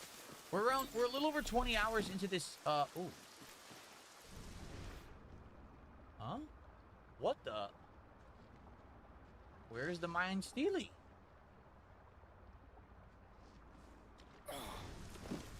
Oh.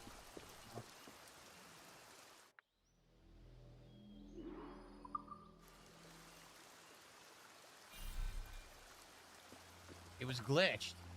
Okay. Anyway, what was I going to say? We're a little bit over 20 hours in this playthrough, everybody.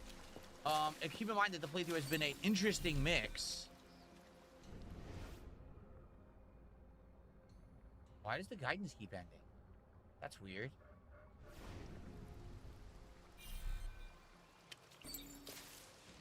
Because they think that I can go through here and I can't. Look. So the guidance doesn't always work. The guidance is glitched. Look, it's in there. We have to find a way in there. Maybe go around.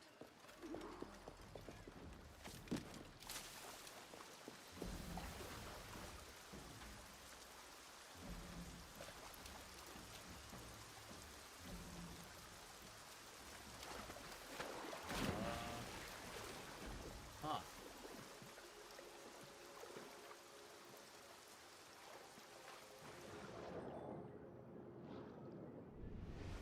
I can't see anything. It's so dark.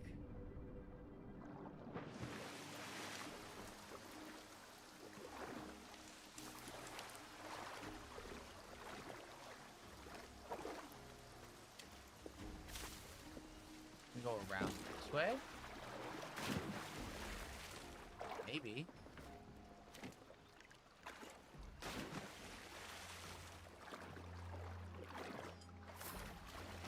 Maybe climb up and to the right here. See? I think this might be it. So the guidance doesn't always work. That's interesting. But the guidance doesn't always work. Yeah, it's going to be in here. Might have left something behind. Yep, look. We got a map here. Nice. More treasure. Fine by me.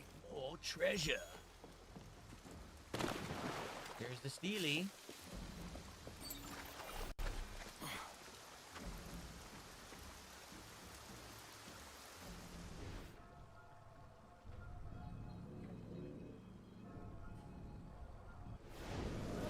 Aha.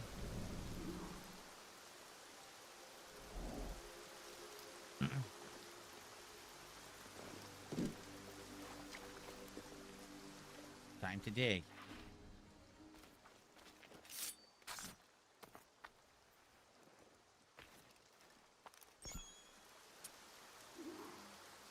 Okay. There's the Steely. There's also H. Oh, look at all this stuff. It's literally right here next to me. Grab that. Data file. I hate when it opens. I just want to go back to the map. Okay.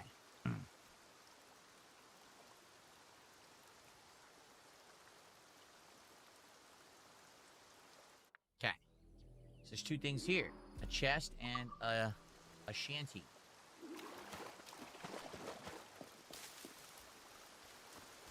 How would I get up here? Can you just climb? No. Well, that's challenging. Let's see. Maybe. Oh, I see. You go from the Mayan Steely across here, then here, and across there to there. Look at that. Well, that's cool. Yep, and this gets me down to the chest. There it is. Nice. Cool.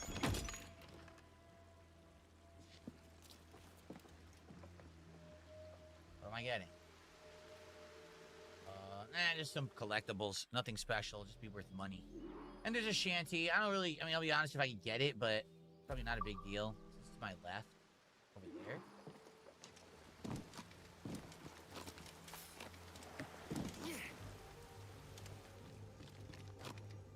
I didn't want to do that. We got it. So early morning. A new shanty. I haven't had one of those in a long time. Right? What's up, Candy for bad behavior. What a name. How are you? All right, so let's go over here now. Grab this, and then we'll go out and do the mission.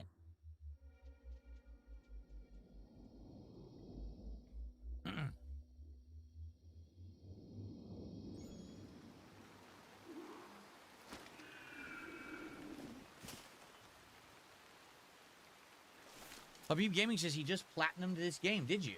That must have taken you a long time, because this game seems to have an incredible amount of content. Particularly this version has added content on top of the already amazing amount of open world content the original had, so I bet that took you many hours, huh? Because I'm over 20 hours right now. I want to say I'm probably between 22, 25 hours, because a lot of my parts have been longer than an hour long. Real. You missed. Haha. You missed. Take that. You missed again. Wow, you stink. Amazing. The worst predator ever. He misses twice blatantly. Okay. 75 hours, says Habib Gaming. Whoa, man. That's a lot of hours invested, but I mean, the game has a ton of content. Dang.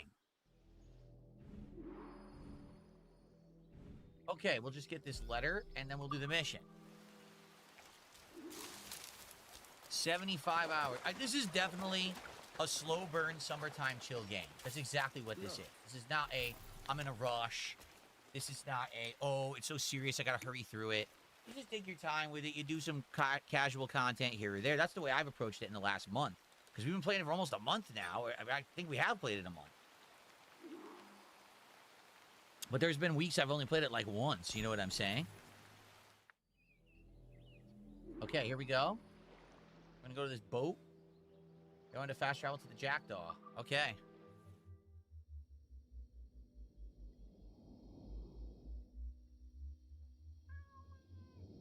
So by the way, guys, we can talk, we can chill, we can hang out. I know sometimes when I play games, people tend to be like, "Oh, just playing the game or whatever," right? But the truth is, what is it, Galvao? Here we go. I have a lead on Lucas's men. Their new leader has them holed up in Cape Bonavista. We should strike now. New leader, you say? I know the place. These scoundrels will flee an honest fight. While you hunt them down, I'll come from behind and block any escape. A fine plan, but I'll be doing most of the hunting. Are you sure? These men are cowards. I'll have my chance with our honors. Edward, I'll meet you inland. There you go. Watch yourself now. So yeah, we can still talk. You know, I understand people like to hang out and talk during the podcast, but this game is a way more chill game than a standard playthrough that I would do. We can absolutely hang out and talk and everything while I'm playing, so I hope that you guys will continue to tag me in chat. We'll have some conversation.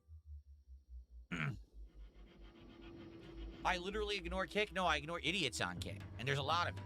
Mostly empty. I don't ignore the Not YouTube much chat has because changed here. they're actually positive people, but a lot of you are very toxic people. What has been my favorite world in the Assassin's Creed universe? Oh, man. Maybe the London? Maybe London.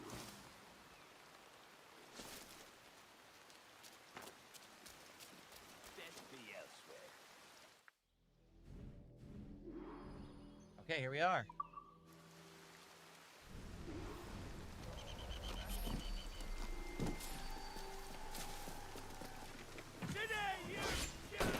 Many have tried. Oops. Well, that was accidental.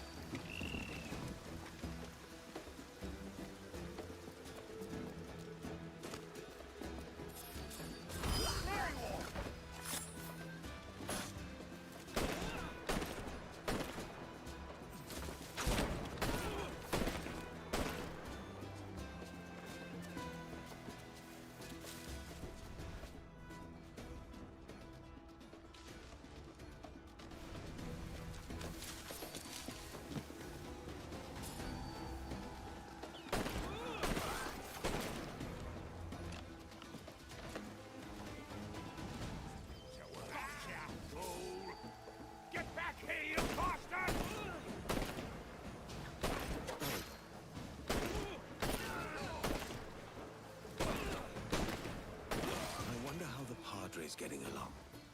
Okay. I've ever played Chrono Trigger. I played it multiple times. I love it. It's one of my favorite RPGs of all time.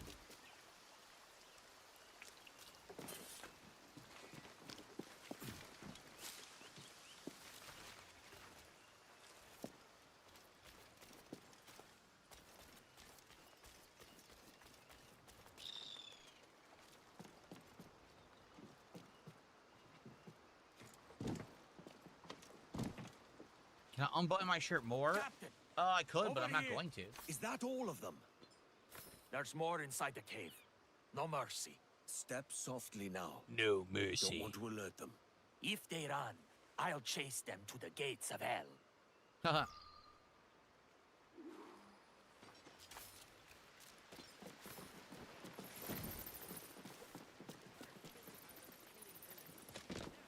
What happened? He's stuck. Just walk. Just go. He's stuck. Look at this. He won't go up here. I'm serious. It's glitched. He won't climb this. Oh my lord. This game is something else sometimes.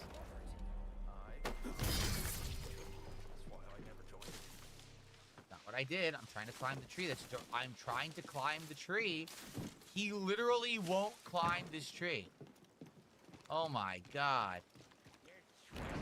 Boy!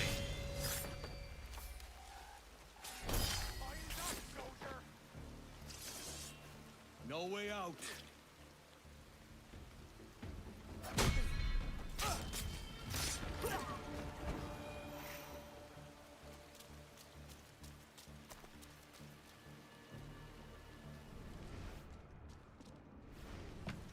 Where's the last guy? What the?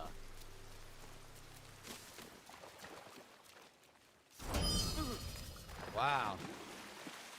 Let's see if anything here points to their new leader. Okay. Would I consider bringing Rim World back? I would not be opposed to it eventually. I know that there's an audience for it. It's just that audience kind of got a little stagnant after a while because we played it for months on end, right? We played it from December to like, guns. I want to say like April. So that was a really long span to play that game. We seem to have had a good amount of variety in the content recently, so we haven't really been like, oh, I need something new or anything like that. But again, I wouldn't be opposed to it eventually if enough people wanted it. I did enjoy the game. There's a village in Punta del Caracol with its own priest. A letter from Bishop Ravenscroft. Shite. It was the bishop who ordered the attack. That bastard. Wow. I should have seen it.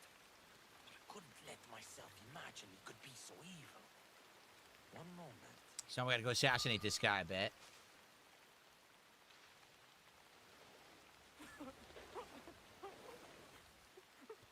And if thy right hand offend thee, cut it off and cast it from thee. No more. The bishop ordered you to kill my people. Why?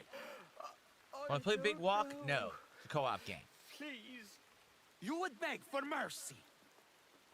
He's had enough, man. Look.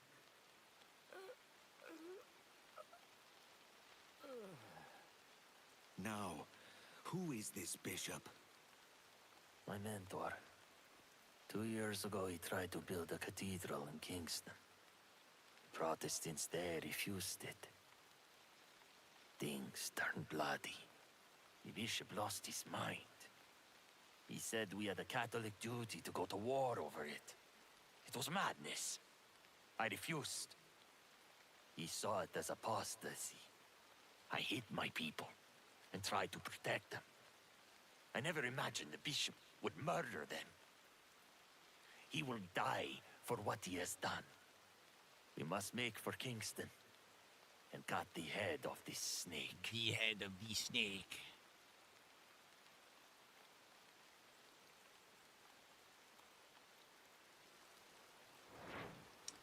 Would I ever finish Divinity Original Sin 2? No.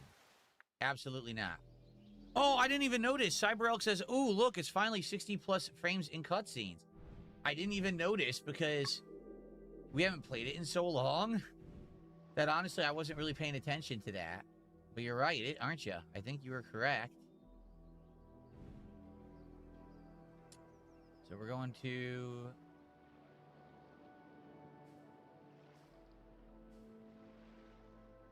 I guess we just fast travel here.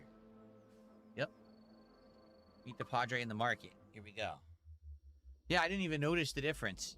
I forgot that it was actually cutscenes were 30 frames for a while there. When did they patch it? Because I feel like this has been like this for a while, no? Cantaloupe, how you doing? He says, good chat stats. What does that mean? Chat stats? What's a chat stat? Oh no, Divinity Original Sin 2, we played for a good amount. I'm not even kidding. It was like almost 60 hours. And personally, I enjoyed it. But it was very, very long-winded, and it was very hard to retain attention because it's such a long game. And because the fighting is so strategic and timing is, time-consuming is what I meant to say.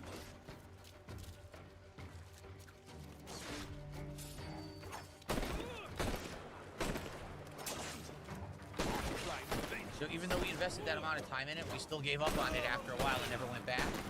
And quite frankly, after having played Baldur's Gate 3, I don't know if I would go back.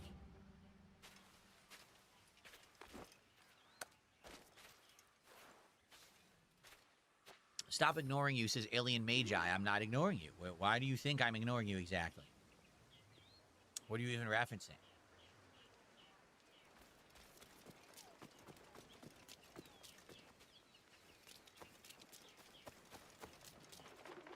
August 4th, there was an update 1.0.6, and that's what added 60 frames. Oh, interesting. I wonder, did I play this before August 4th? Maybe this is the last one. I don't know. I don't know the last time I played it. I thought it was about a week ago. In which case, as good a spot as any. In which case, it would have been right before, right?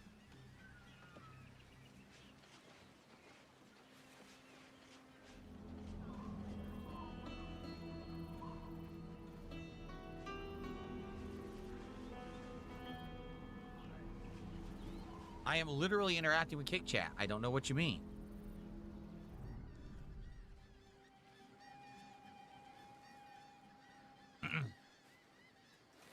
Why wait till dark? Do you have second thoughts? No, none at all. Catholicism is forbidden in Kingston, so the bishop only moves at night, like a common scoundrel.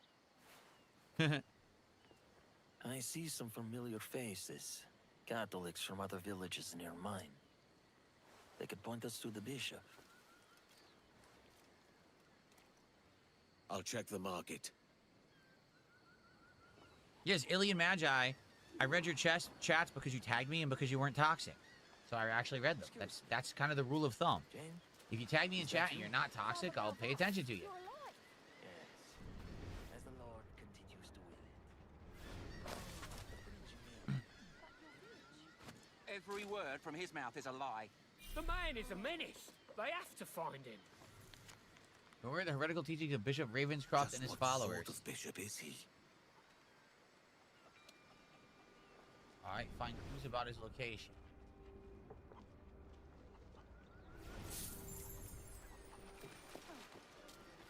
Threw some money, nothing happened. Money! Luck is with me today.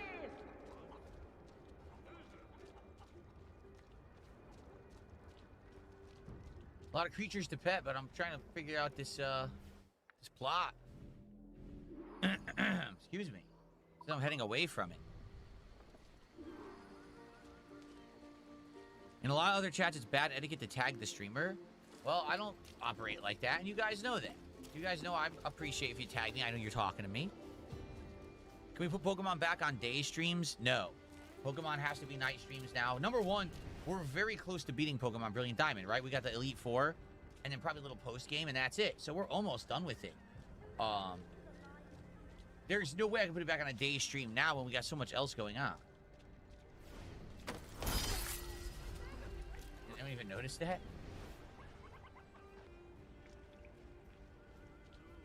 We just gotta go after these guys? I don't know. I don't see anything else.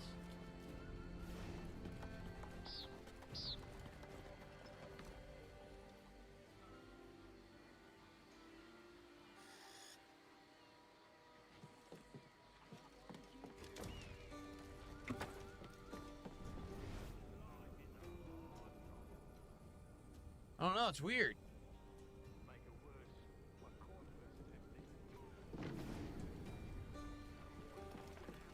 I'm not really seeing anything. It's saying this is the area, but there's nothing there.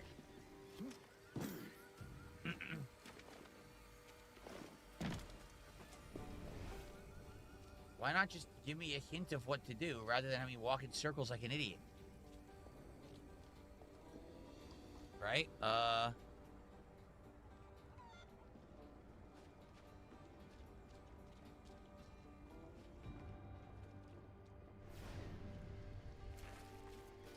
This is pretty stupid, I'm not gonna lie. Why do I have to walk in circles with no idea of what to do? All this is explore. I am. There's nothing here. What do you want me to do, stupid? This is dumb. I really don't like this at all. I think they messed this up. Should have been done much better. Wander around like a dunce.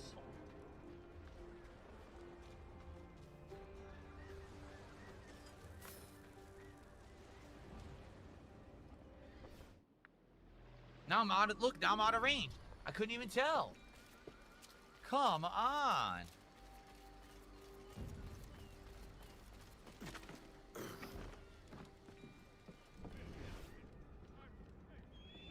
What the hell do they want me to do?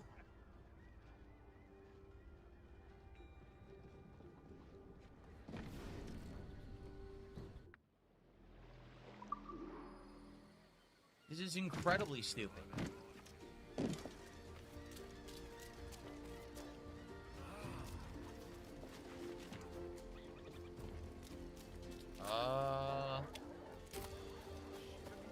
There's no way to do the mission. It's messed up. There's nothing here unless I'm supposed to magically stumble upon something, and there's no indication whatsoever of what it is. There's nothing here, man. Look, are you kidding? I was supposed to find this guy? Got an invitation from the bishop himself. Good. We'll talk later, and don't show that letter to anyone. I would like to have a look at that letter.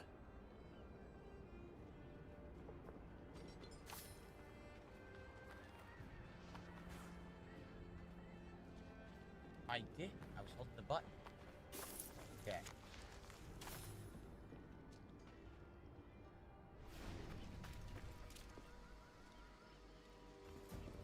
Now what? Still not done.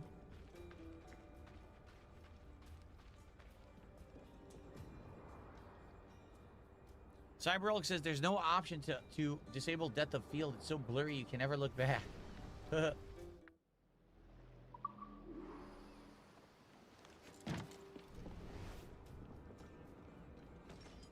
Get your sorry ass away from me.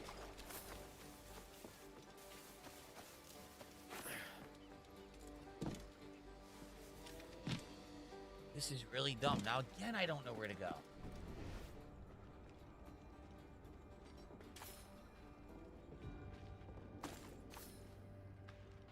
Why are they wasting my time with this?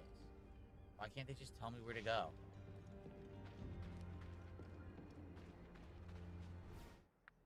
Oh my god. Cyber Elk, I'm about to lose it. Why am I wandering in circles with no idea of where to go? No clue what I'm looking for. Who designed this?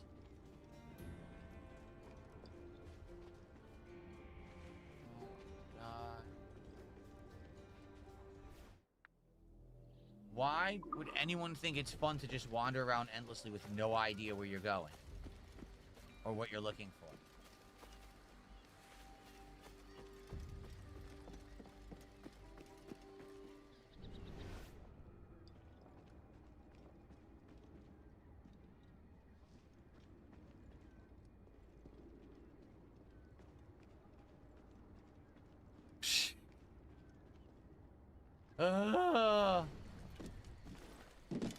There's got to be one more stupid thing to find randomly in the environment, and I don't know what it is. We found two. It's probably three things.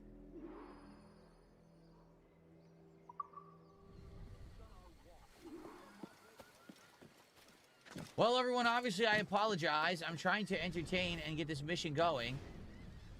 But they're intent on wasting our time and not allowing us to figure out what we're supposed to do. Now it says I'm outside of the range of where I'm supposed to be.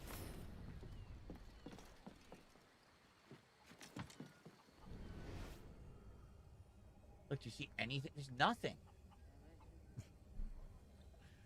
Oh.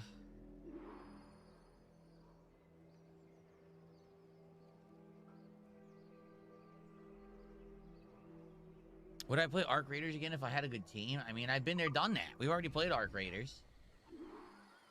I don't particularly see there being much value in going back to it. It's just going to be more of the same, right?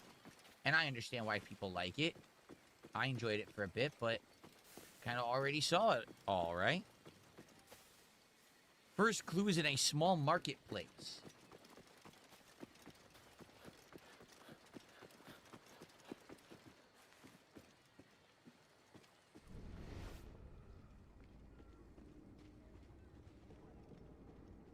Thanks, Darkside Chris.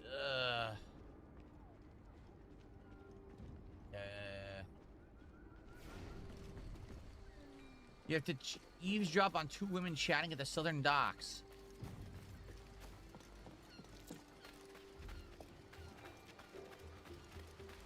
Oh, that's incredibly stupid. It doesn't even show you until you're on the dock that you need to eavesdrop. Conduct secret prayers at night in the forests outside Kingston. I wouldn't dare go near the forest after dark. It's where unsavory types gather. The bishop hides out in the forest, does he? So, what has the Padre discovered? Alright, that was really silly.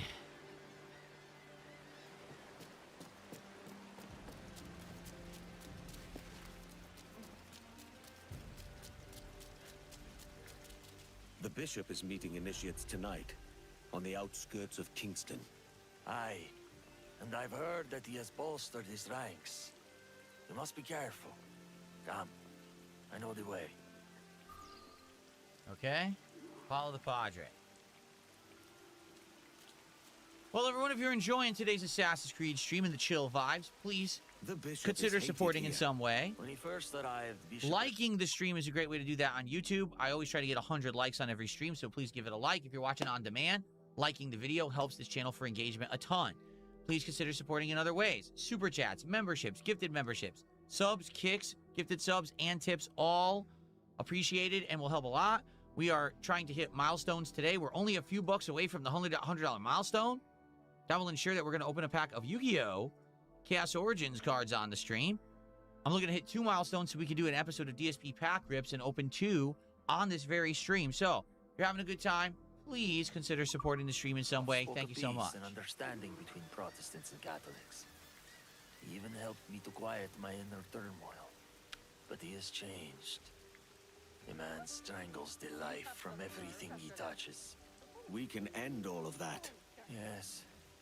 He showed me a better path. But now, I wonder if he was the devil's snake, hissing in my ear from the start.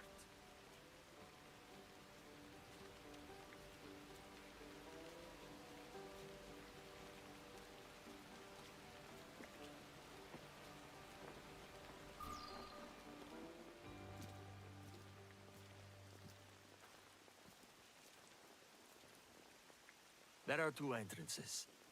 Let's split up. I'll head into the forest.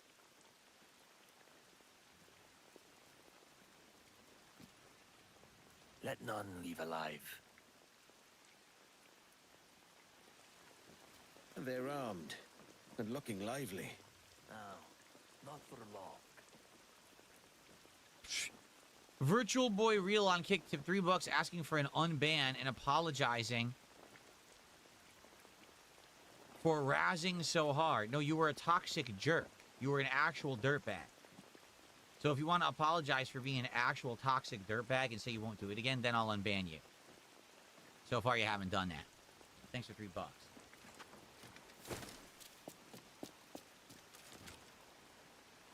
Okay.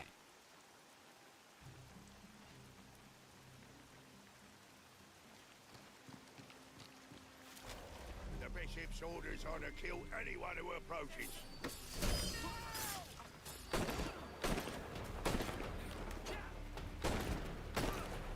I have a shot.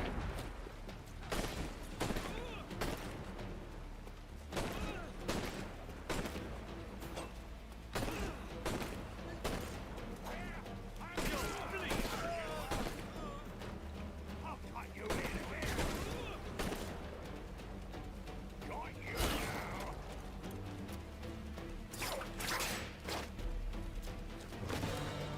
Well, I punted him. All right.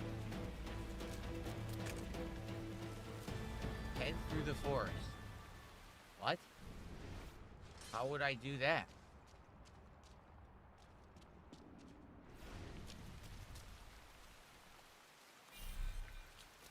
There was a hole. Oh, I couldn't even see that hole. It was so dark, I had no idea there was a hole there to go through. Our brother in Cape Bonavista murdered, and I am far from walking the streets of Kingston. Enemies beset us on all sides, yet my faith has never been stronger. Our numbers grow. The enemy fears this. They are right to be afraid. Prepare yourself. The time of peace is past, and our Templar allies gather. Oh, look at that. Over there!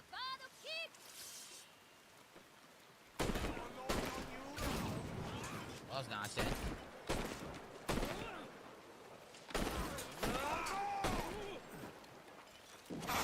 Tighten the noose!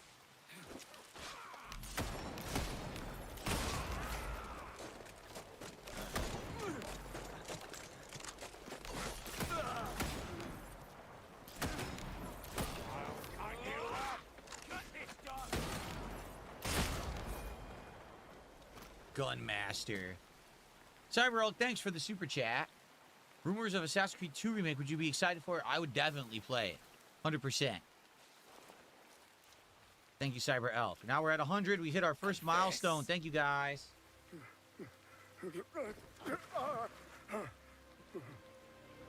Very cool. Let's go. Know this place.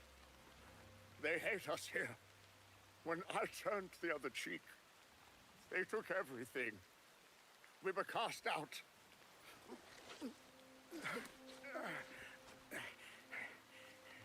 Only Dukas heard my pleas. He taught us the ways of his order, found us a new home. By joining with him, I bought time for this church. You paid for it with your soul. When we fought back, our tormentors began to fear us. We are winning, Abel. And so, I summoned everyone I knew for a final push. But you defied me, Abel. And others would have followed if your people were not made an example of. The villagers, my people. Their murder was a lesson? Was it not a lesson when the Lord ordered Abraham to sacrifice his son Isaac? I took no pleasure in it, Abel.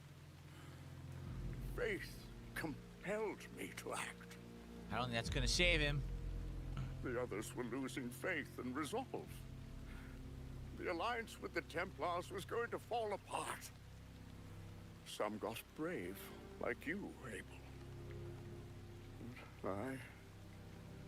I was desperate. And it worked. The other villages flocked to Kingston, begging for protection. Our numbers grew again. Your people's sacrifice served God's will. Please, have mercy. Are we not called to forgive? The Lord may forgive you. But I do I do not. not. I knew he was going to say that.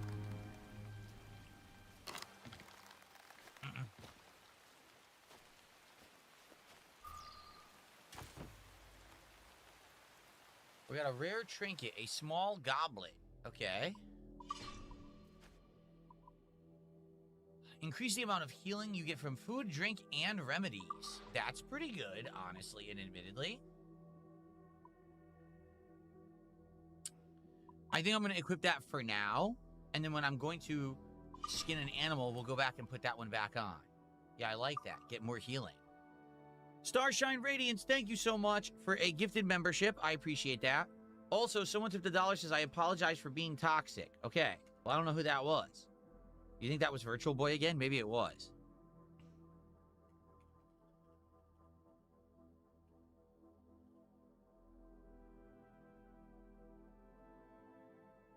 Okay.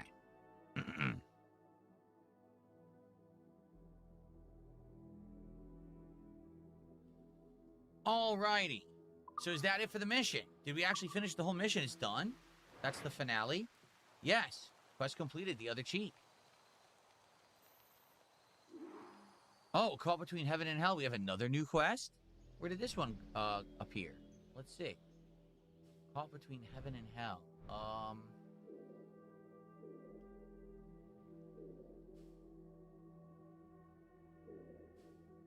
No, that's a Templar hunt. We still have 2 more Templar hunts to complete.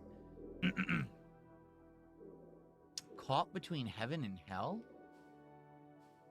No, that's the main quest. Where is this new quest they're talking about? Caught between heaven and hell. Does anyone see this mission? All I see is the Templar hunt, the timed stuff that you got to do for the daily mission stuff. The main quest, diving for medicines.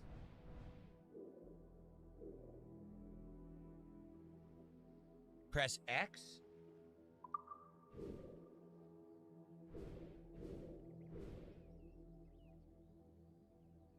All we have is damn fine gear, former glories, art lover, Mayan mysteries.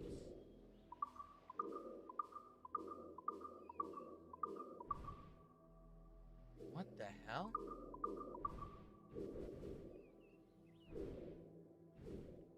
It doesn't exist. It said new mission caught between heaven and hell. It doesn't exist.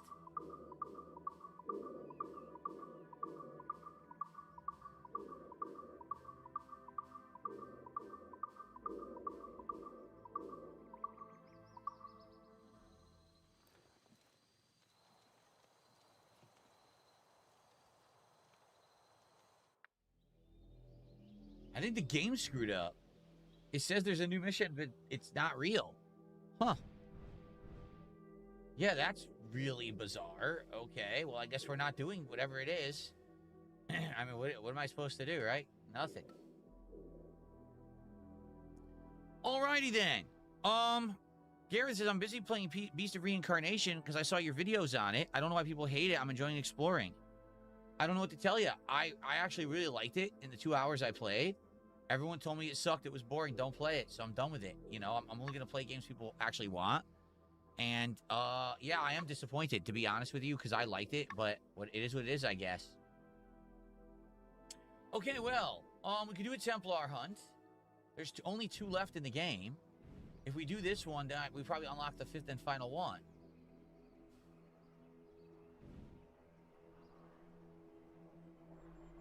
How about we seize the corrupted chest, and then we'll do this Templar hunt. Let's do that. Sounds like a plan. Yeah, it must be a weird glitch. I don't know.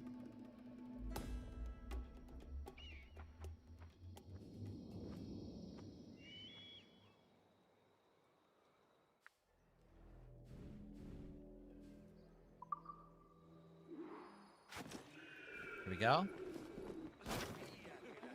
Oh, Google says that's something that pops up after you finish all officer side quests, like an achievement or something. Oh, okay. Cannot guide further. Why? You're not guiding me at all.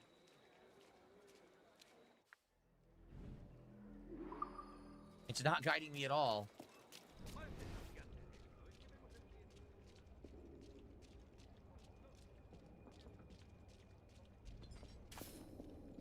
Seize the corrupted chest. So far, I don't see any chest.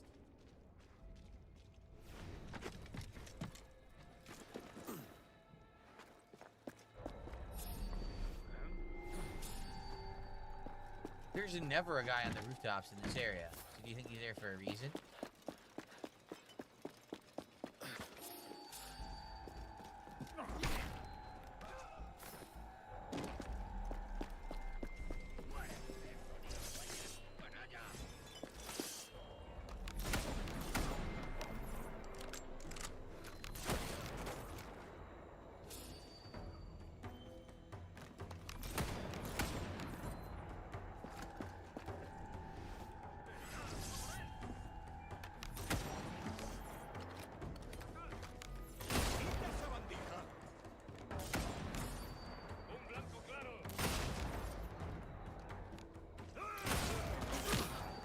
Oh, you dick.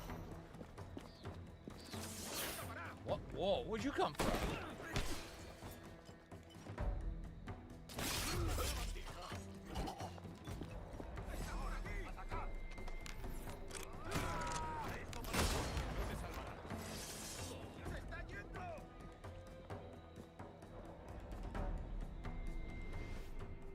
I wonder if it's here.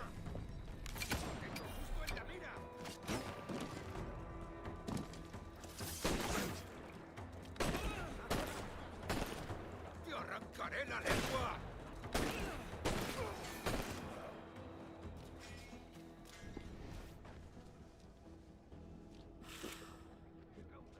Ammo. Oh, that's remedies. So they were guarding this courtyard. There's nothing in it. Why would they have been guarding a courtyard with nothing in it at all? I thought this is where the chest would be. But I guess not. It's a completely empty area. Why is it empty? Kill all these guys, get nothing for it. They're all completely empty morons. Wow. Guard this completely valueless courtyard. So where the hell is this corrupted chest they want me to get?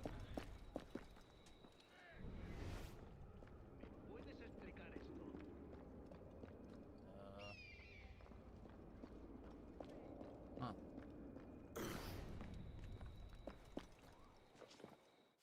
Exploring. Salami, yes or no? The Italian lunch meat is actually quite good. It tastes great. The problem is, it is too... Like, I like Genoa salami. I used to have Genoa salami all the time when I was a kid. My mom would always buy it and have it in the house as a lunch meat that we would eat. The problem is Genoa salami is incredibly fatty. It tastes great, but it's just not great for you due to its high fat content.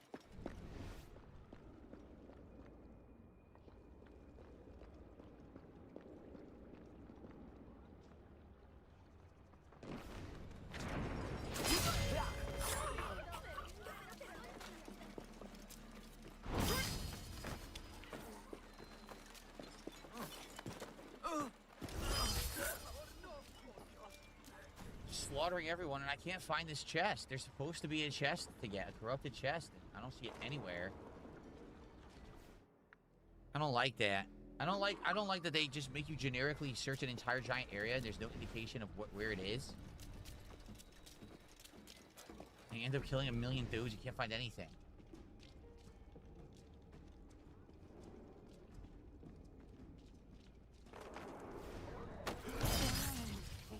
Oh, you're absolutely right. CyberElk says, remember, when you use left trigger, it'll show you your objective. I totally forgot all about this.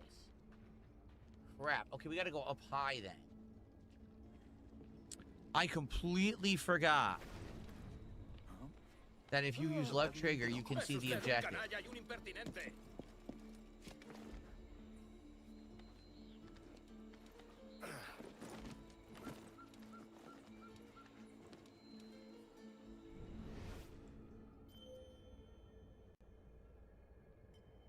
So anywhere there's gold, that's a loot, but that's not the one. Your objective would be green. And I don't see it, which means we're not even close to this stupid thing. Oh.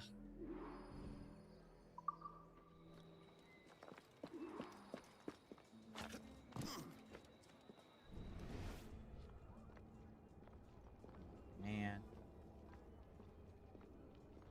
Doing it again. They're torturing me.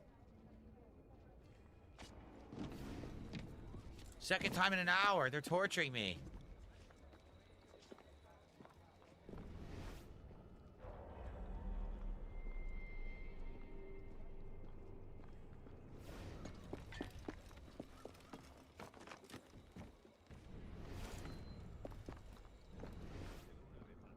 And I'm just gonna give up.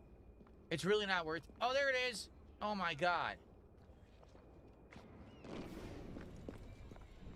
Way the hell over here. Way out of the way.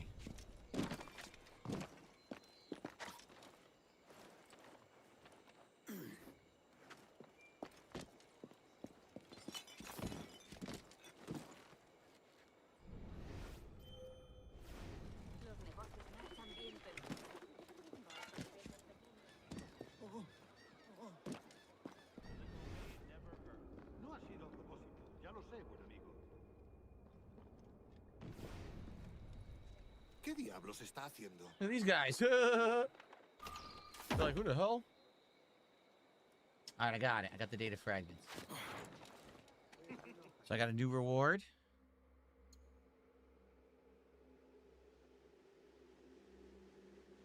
We got this again. Claim. Cool. Over 2,000 now. I think we could actually buy one of the better rewards if we wanted to. We got a wheel coming next. And a few more rewards, and the final reward is that. That's, I just wanted to redeem. Claim it now in projects. What is this here? Yeah, where's the store? Store. No, I wanted to... Oh, no. Not this store. Not the real store. I wanted...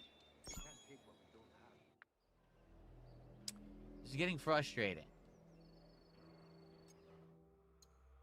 Exchange. That's what I wanted. Okay. These are 3,000? I thought these were 2,000. Now they're 3,000? But they raised the price? We already bought that. Did we buy the blue sails yet? Oh, yeah, I did. I bought these two. These are the ones I like. I don't know if I want this figurehead. All right, maybe I'll save up for an outfit then. We need 3,000. I thought we needed 2. Darn it. Okay. You got the Mayan outfit. It's a cyber elk. He says there's a coin at the observatory. Oh, you mean, the one you get for getting all the steelies? Here we are. Okay, let's go over here. Let's start this up. In a few minutes here, we're going to go on our real break of the stream and then come back and play for another hour.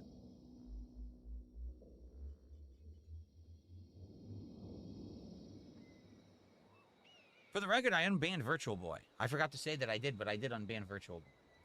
Oh, I didn't want to do that. Oh! Oh! Oh, no. Oh, I broke all my bones. Oh, my God.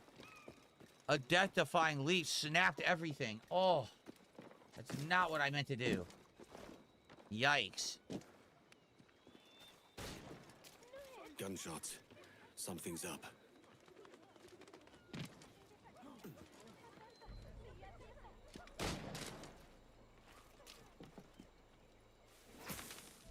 It's Rona, right? Kenway, looking for trouble, I assume. See you haven't lost your charm. And you're still boozy as a swilter. What do you want? I've come to warn you. Your life's in danger. Duh, no Aren't shit. you the crafty one? Whatever gave it away? Possibly I had a hand in selling a sensitive document to one of those Templar chaps you're so fond of.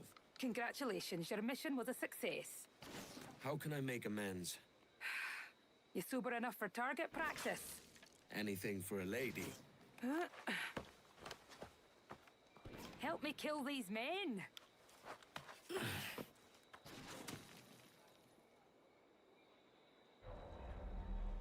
Okay, where are they? Here at this one.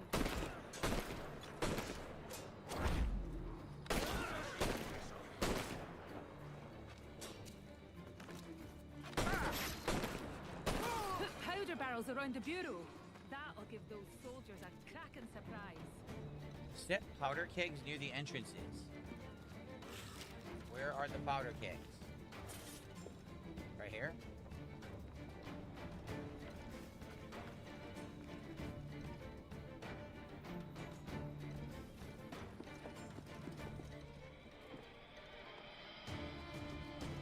I'll give you a lot of time to do this.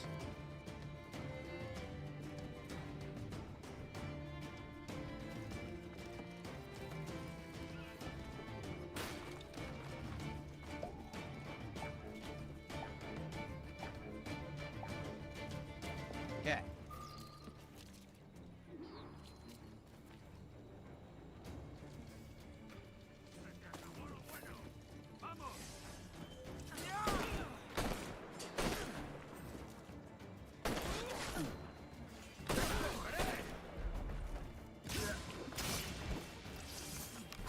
Missed!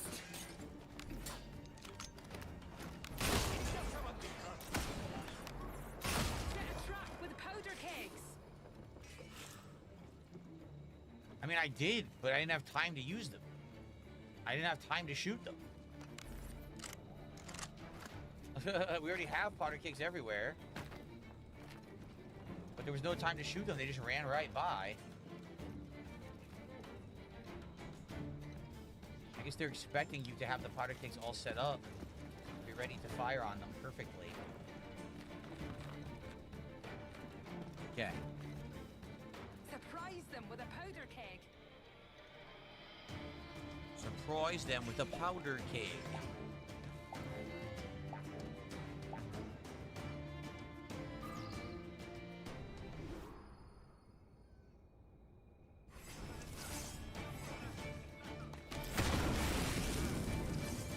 That was worthless.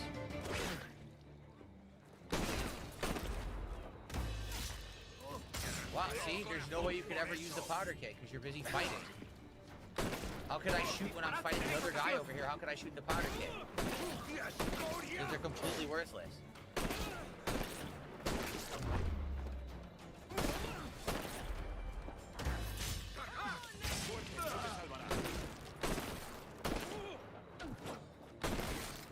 I've got more than enough powder to take care of them.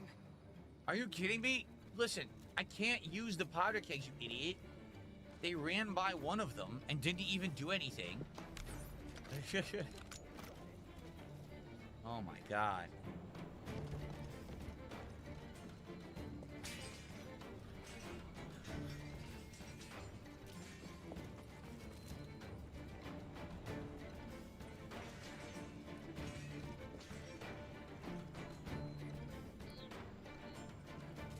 How long is this? It's a crazy gauntlet.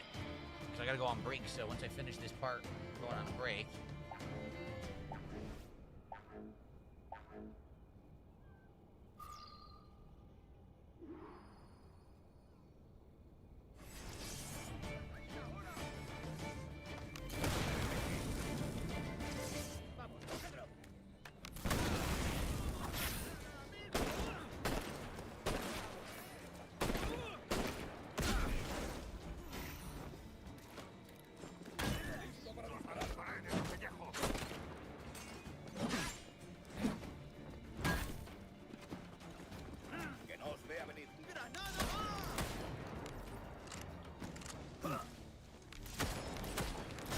Wow, really useful. All those powder kegs. Super useful.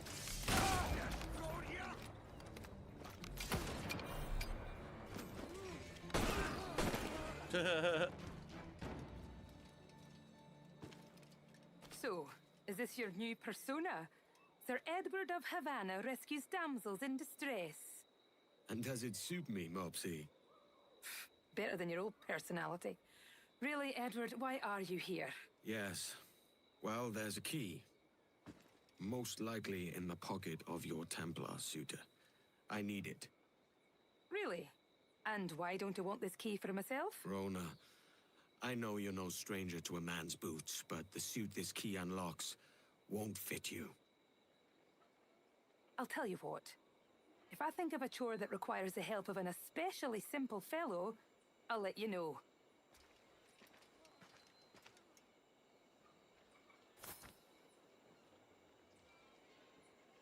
Okay. Any more ammo is what I need. Sucks, I only have 2 bullets. I'll have to find some. Alright, so obviously this quest line will continue. We're gonna go do it. But in the meantime, haven't saved yet. Let's save up. And hopefully we'll finish this Templar hunt by the end of today's stream. That will leave us with only 1 Templar hunt left in the game. Good stuff. Thank you guys for chilling. Did we get any achievements? Because you guys were saying maybe there's an achievement when you finish the particular plot line. No. Wait, what?